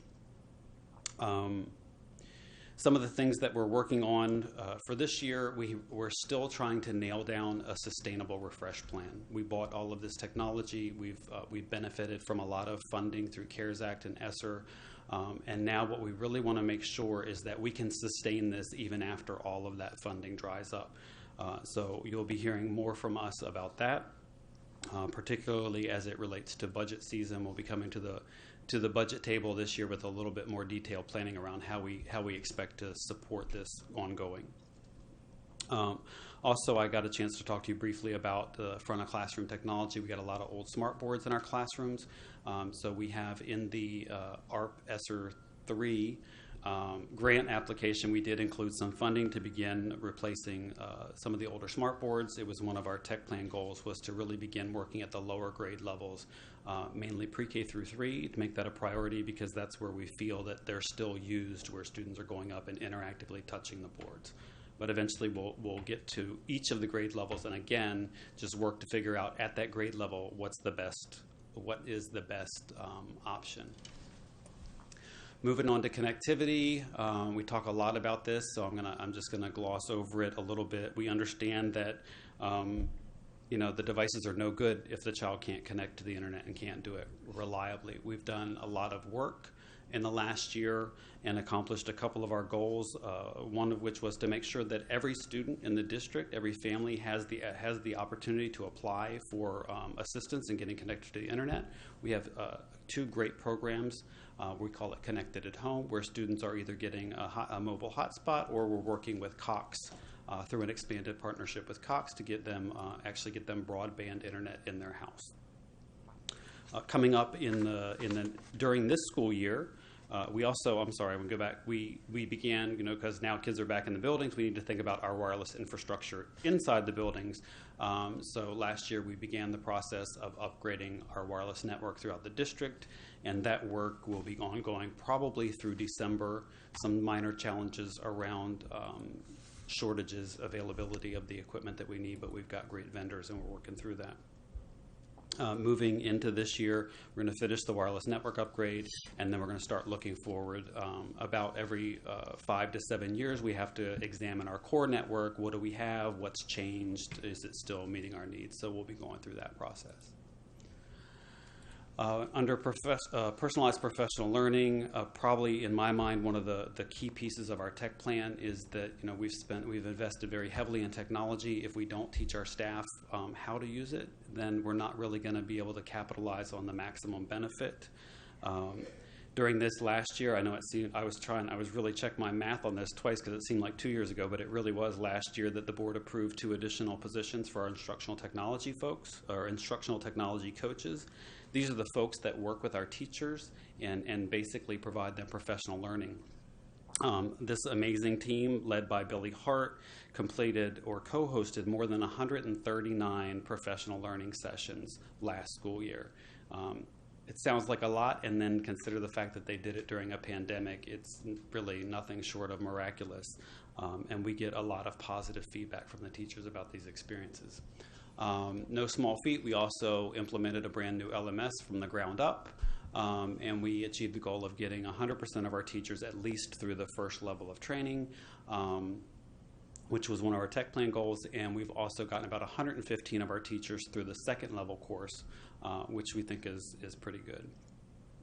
What we're working on this year, a couple of really important things. There was the Teaching and Learning hosted a blended learning not a webinar, but a workshop basically with Catlin Tucker last year or last spring. Building on that momentum, the ITCs have been working with teachers in their buildings and principals in their buildings to really develop the skills that are needed. Now that we're back from virtual, we're in person, you've got a combination of kids sitting in front of you, but some of the work is online, that whole blended learning concept.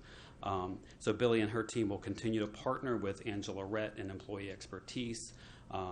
Last year alone, they did 7 Twitter chats, which was something new to me. I found it really interesting, but kind of hard to keep up with.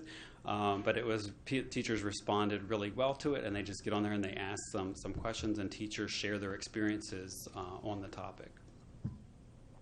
What we've got, the last thing, I don't want to forget my tech support staff. We also often forget the support staff, but one of our goals was to really think about providing some professional learning opportunities to the folks that are fixing our computers. So we've managed to set up a course in our learning management system, and we're working on getting some professional learning for those folks as well.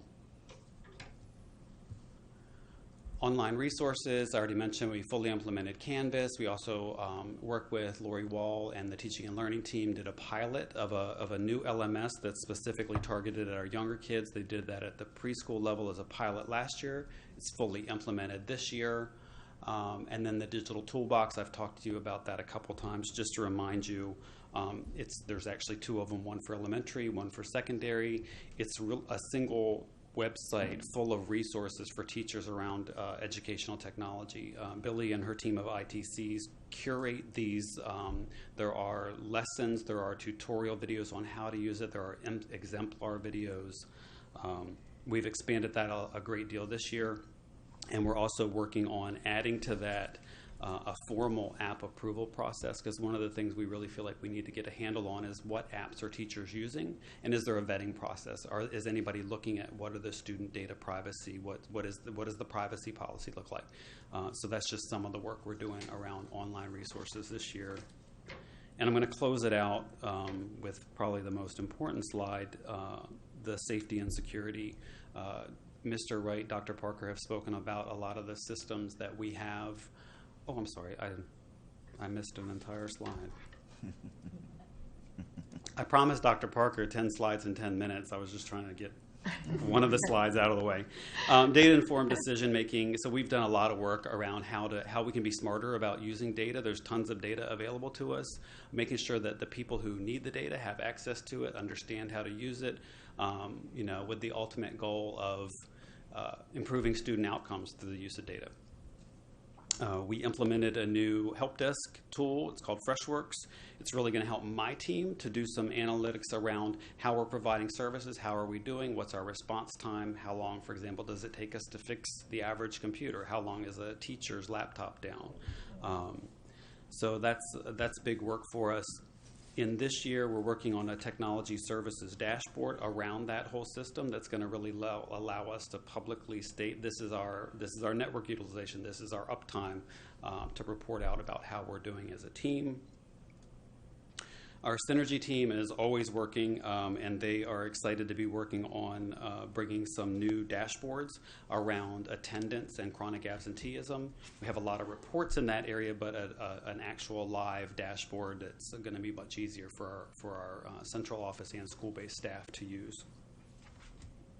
Lastly, I'll close this out with we partner a great deal with Dr. Gerald and the Equity Assessment and Strategic Operations team on a number of the Synergy Analytics reports, on dashboards, and we are also working on a couple of other projects that hopefully we'll be coming back to talk to you about later this school year. And now safety and security.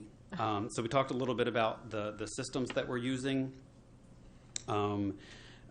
For the safety of our students, so I'm going to jump in and just talk a little bit about data security, cybersecurity. If you read the news every day, there's some ransomware attack.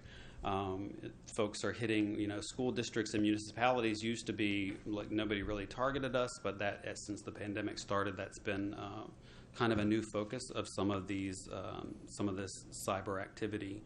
To that end, we have purchased internal firewalls. Our network's always been protected from the outside. Now we're introducing a little bit of fencing in between our buildings, so that if there is a breach or some kind of outbreak at one school, these internal firewalls will keep it from spreading throughout the rest of our system.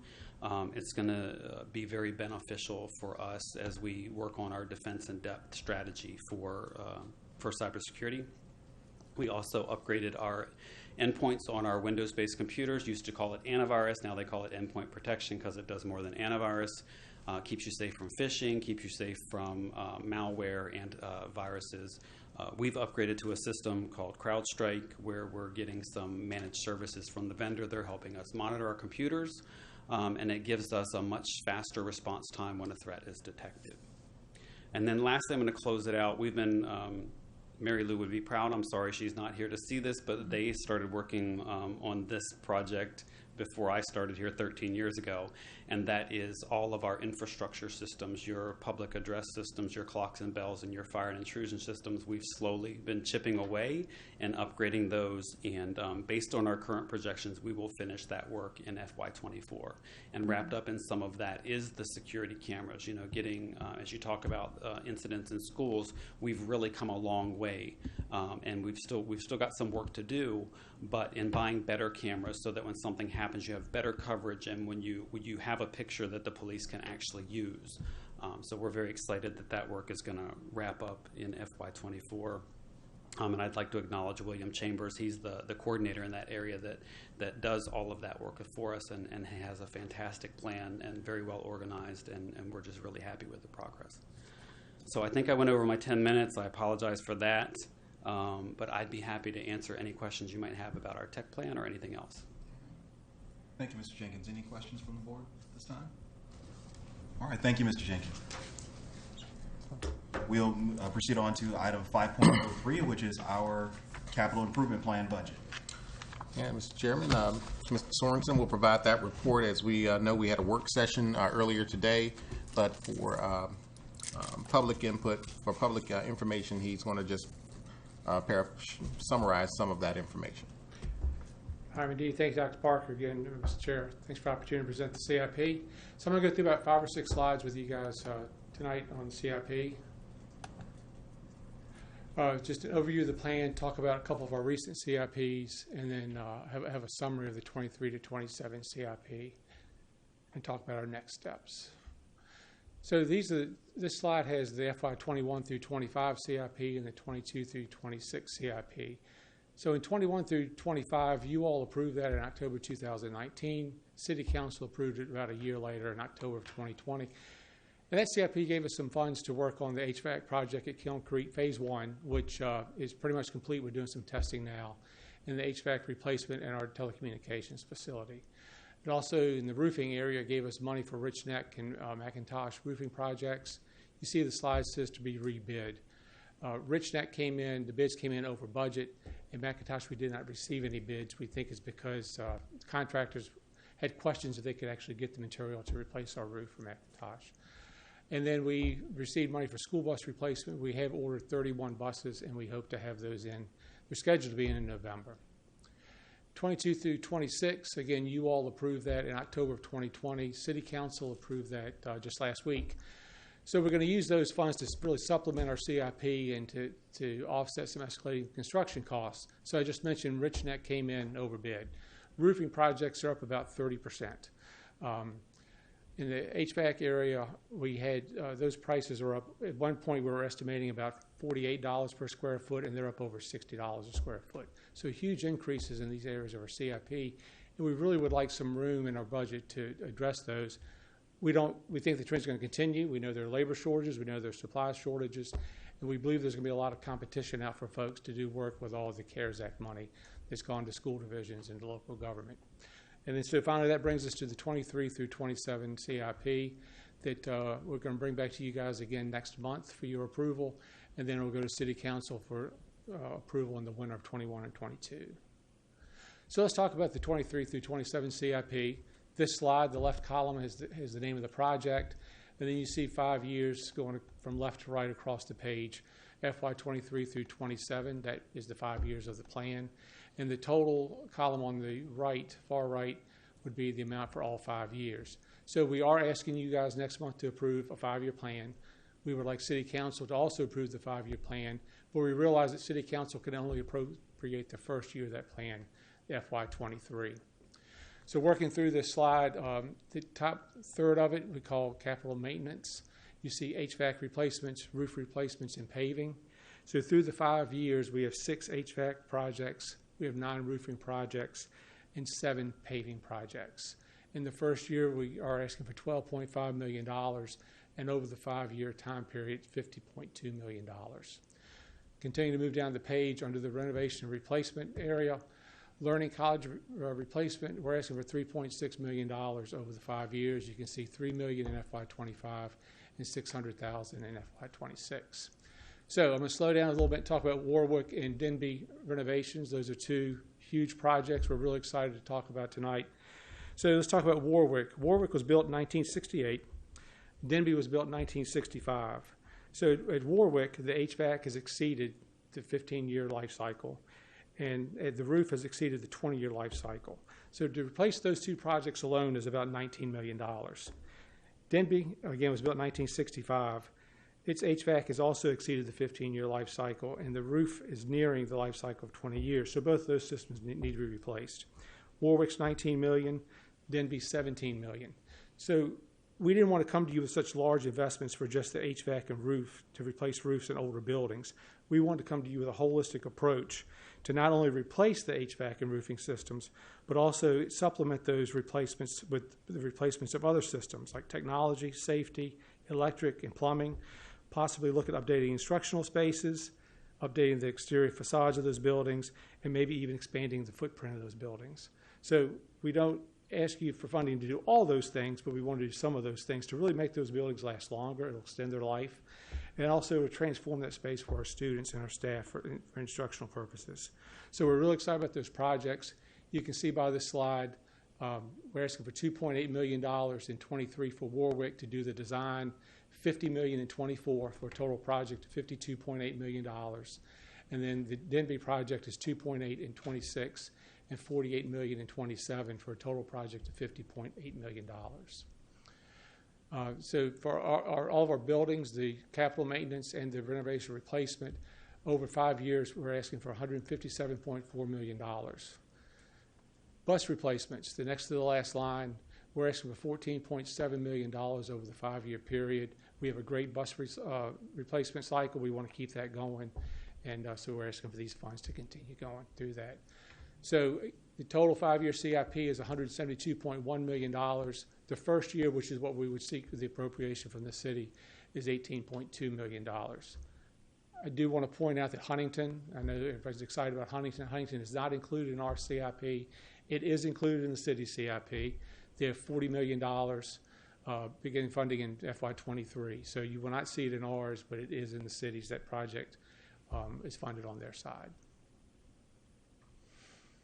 So moving through the CIP, again, we want to come to you guys next month for you to approve our CIP. It will then go to the city. The city manager will recommend her CIP to City Council in November.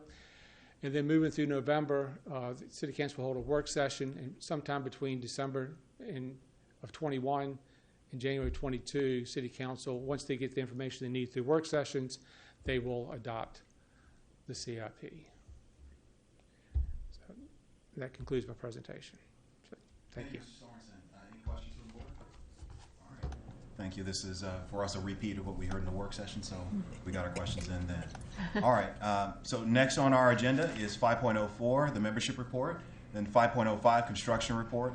Board members, you receive copies of these reports in your packets. Are there any questions on 5.04 membership report or 5.05 construction?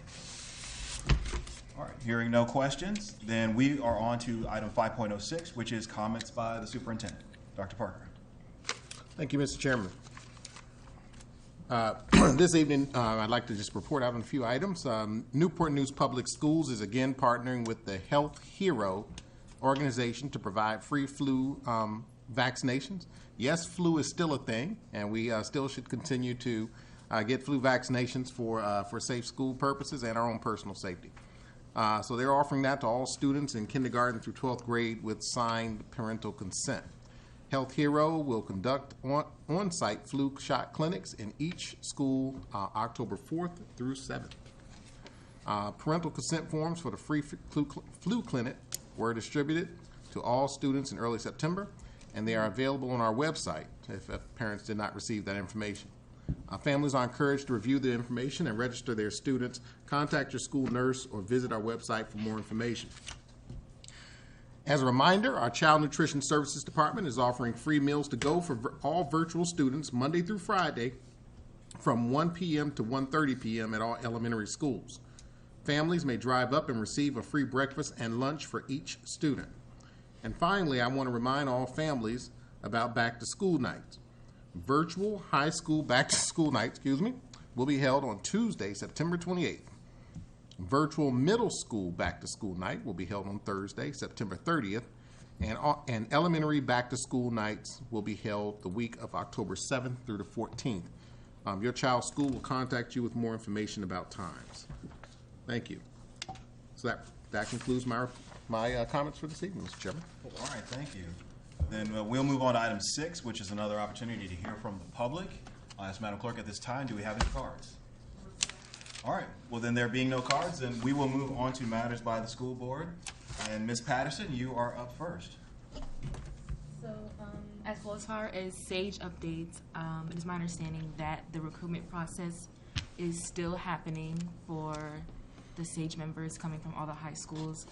And also in regards to what happened yesterday, it is very unfortunate, of course, and I can't imagine what the students, teachers, faculty, and what they had to go through at the moment. I think it's very important for the community to come together, most importantly, and think of the questions as of why did this happen? Why did someone feel triggered enough to want to do something like that, especially to school? Why are people feeling this way? Why are people feeling scared and unsafe?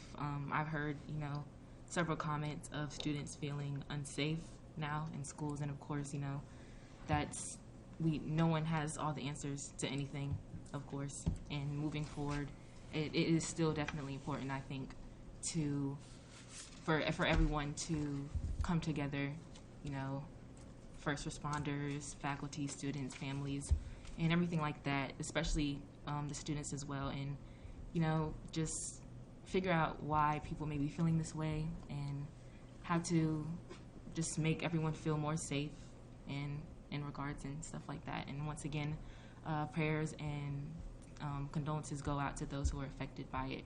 And that's what I have to say. Thank you. Thank you, Ms. Patterson. All right. Dr. Best. Okay. Good evening.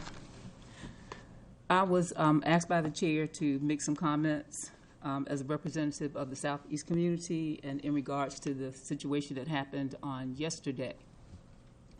So as I thought about what to say, I actually looked it up. You know, what do you say in a tragedy like this? So I looked it up, and there were dozens and dozens of articles and suggestions and pages of things that you say in a tragedy. But what spoke to my heart was what you need to say is something as to how you are related or your experience with that tragedy. So with that being said, I put together something to share. Yesterday, because of the unthinkable act of one young man, many Newport News Public School students and families in our community experienced the most traumatic event that would happen in our lifetime. To the injured students and their families, I will respect your privacy and continue to lift you up in prayers. When I received the news of a shooting, without a second thought, I headed to Heritage High School.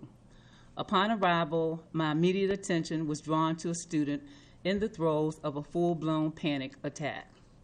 Fortunately, her mother and pastor were there as well. All we could do at that time was pray. This young lady was even more distraught because she believed at that time, due to rampant rumors, 2 students were dead. As I got closer to the school, I saw the panicked faces of parents and students on cell phones trying to connect to loved ones. I witnessed time after time students reunited with parents and family members they had never imagined they would be so happy to see.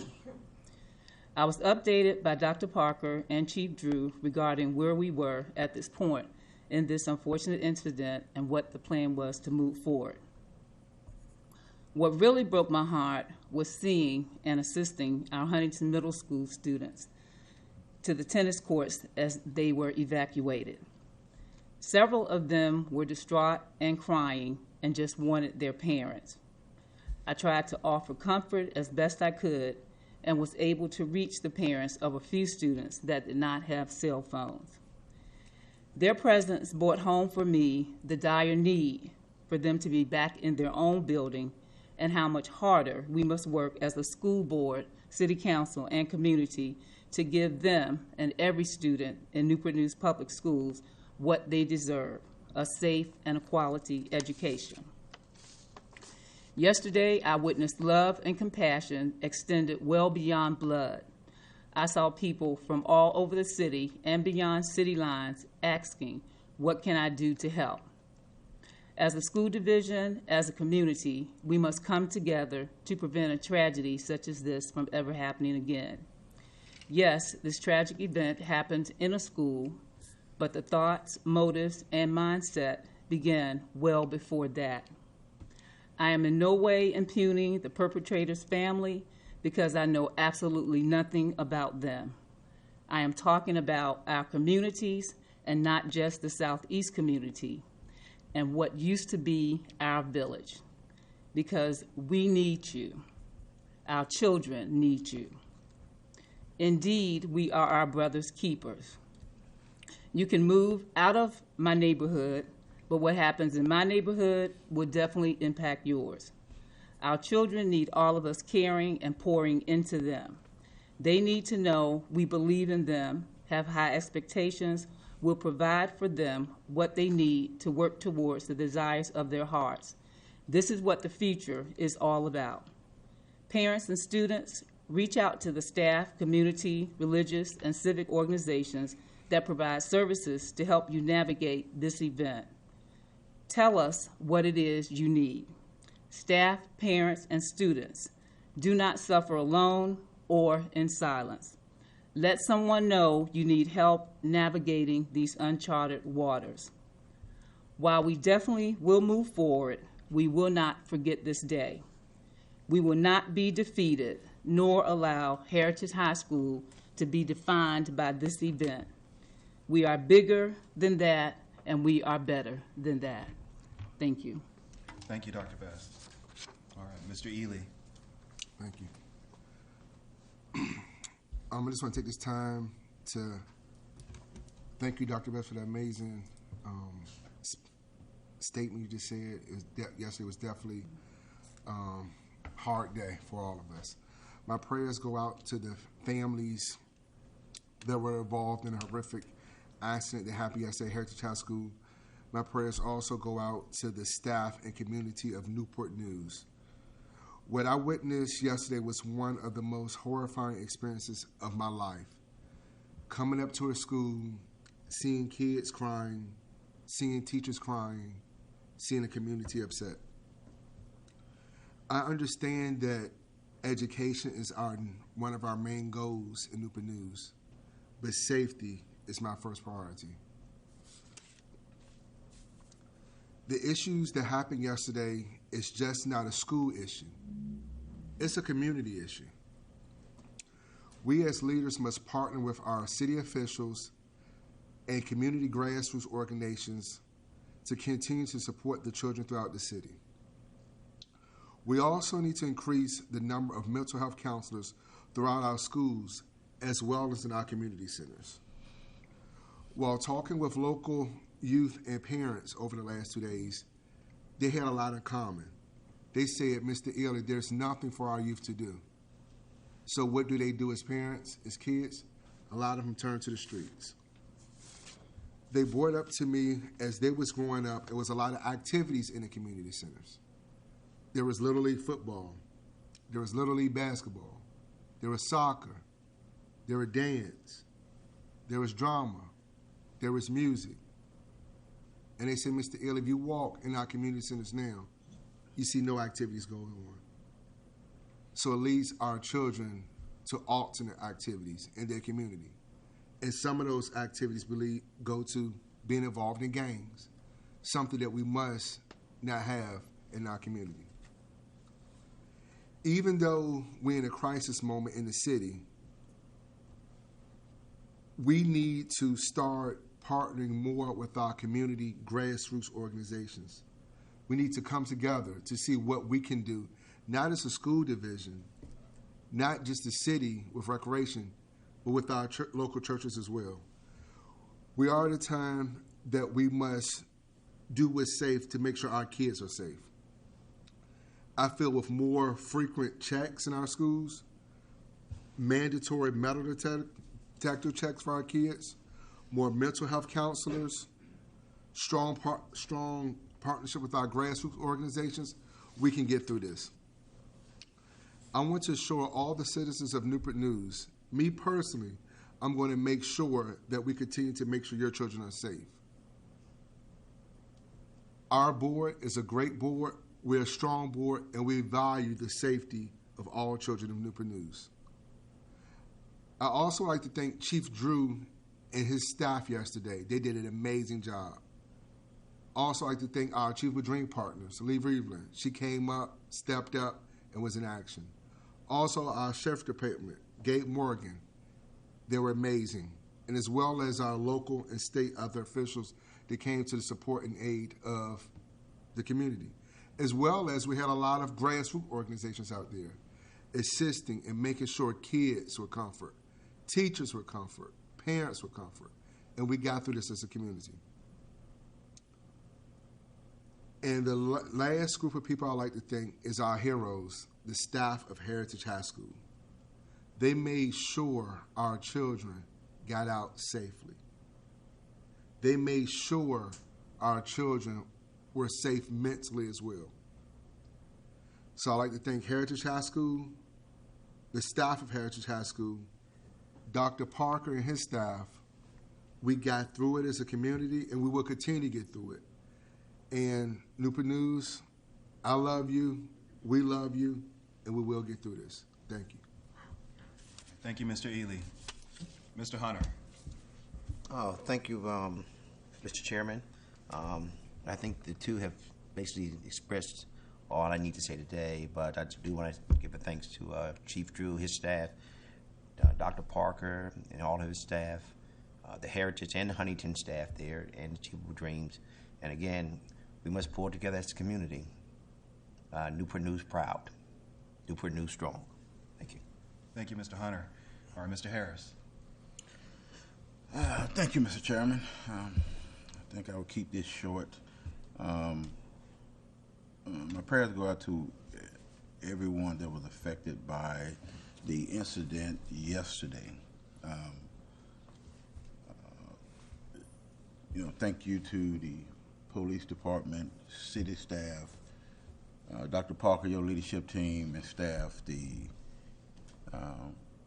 school administrators, and I've always said it's where the rubber meets the road. Thanks to the parents. It is said that we do not make history, history makes us. And I dare say that we do not choose history, history chooses us.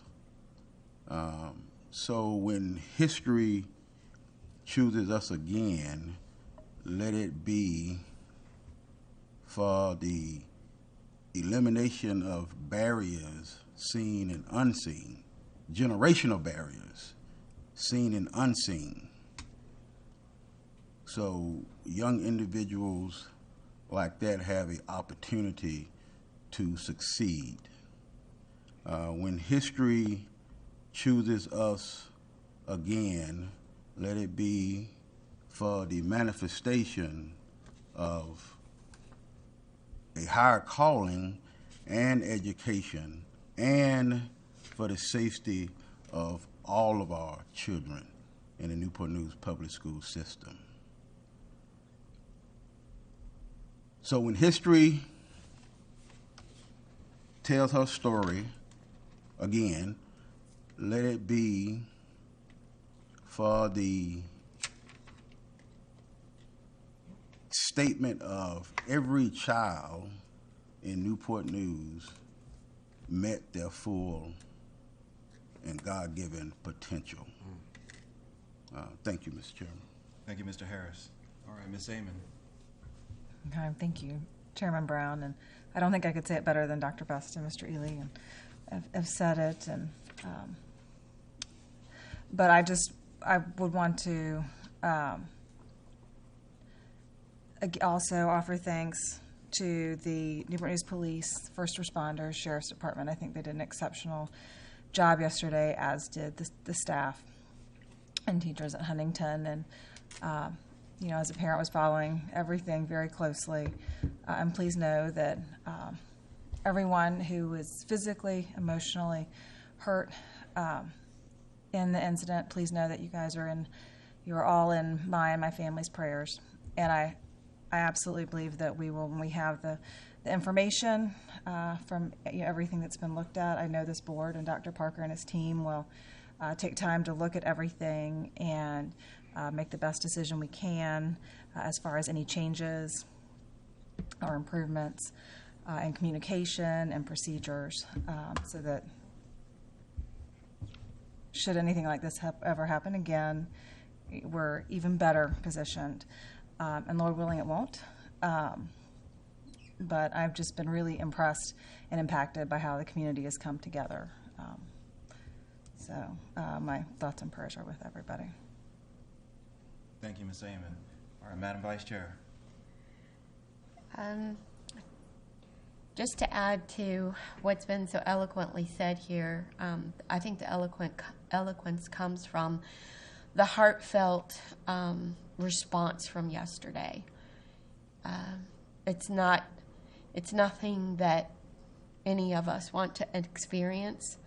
So you find yourself looking for the things you can be thankful for. The outcome, we're thankful for the outcome. It was a tragic event. We have healing to do. I was thankful so much for the relationships that have been forged prior to the events of yesterday. That's why our police chief, our school board, and definitely Dr. Parker and his team and the sheriff's office worked so well together on something that was really more than a training exercise. They had to get it right, and we appreciate them for all that they did. I want to thank our first responders who came from the community. Those who showed up, who I first mentioned, are there because of a direct relationship, because it was a school in the community. But who would have thought the others would show up in the abundance that they did? And we needed them, and we're so thankful that they were there. Moving forward, the mental health, the review of safety measures, and making sure our students and our staff feel safe. That's what we have to do to move forward. This board is about this business. It'll be uncharted waters in some respect, but we're in it to do the work that needs to be done. And once again, Dr. Parker, thank you for your direction yesterday. We really, really appreciate it. Thank you. And I want to thank our leadership in the Southeast community, Dr. Best and Mr. Ely, for all of your efforts, especially yesterday in keeping in communication with the board and helping to lead our efforts. We want to make the community aware, if they're not already, that there is a support line for families that have been affected by the tragedy. And that number is 757-283-7868, and I believe that number is also on our division website, offering those counseling services to our families. And I believe that our support staff have gone home for the evening, but we are still planning to man that call desk into the rest of this week for sure. And so I want the community to be aware that those resources are available. Our crisis counseling services are available to families that have been affected. And I won't try to piggyback on what was already said, only just to say that we will, of course, be better from this. So as what we always ask ourselves, I ask myself every day, what can I do better? How can I be better? And this board asks itself, what can we do better? How can we be better? And we are a deliberative body, and so please trust and believe that we will deliberate as the superintendent laid out tonight. We already we met and discussed yesterday our plan of action going forward. We're going to deliberate and make sure that we can find some pathways to be better from this incident. And I do thank God that out of this incident, this was the best outcome that we could hope for in an incident like this, which is that there were no fatalities.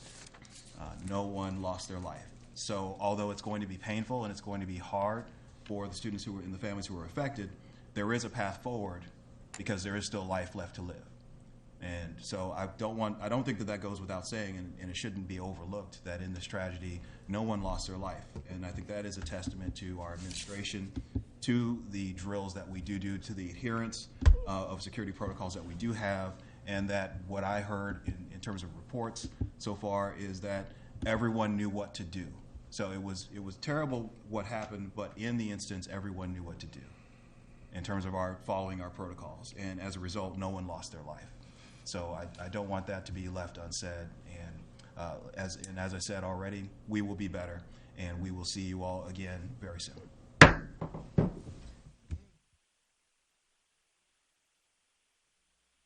Goodbye.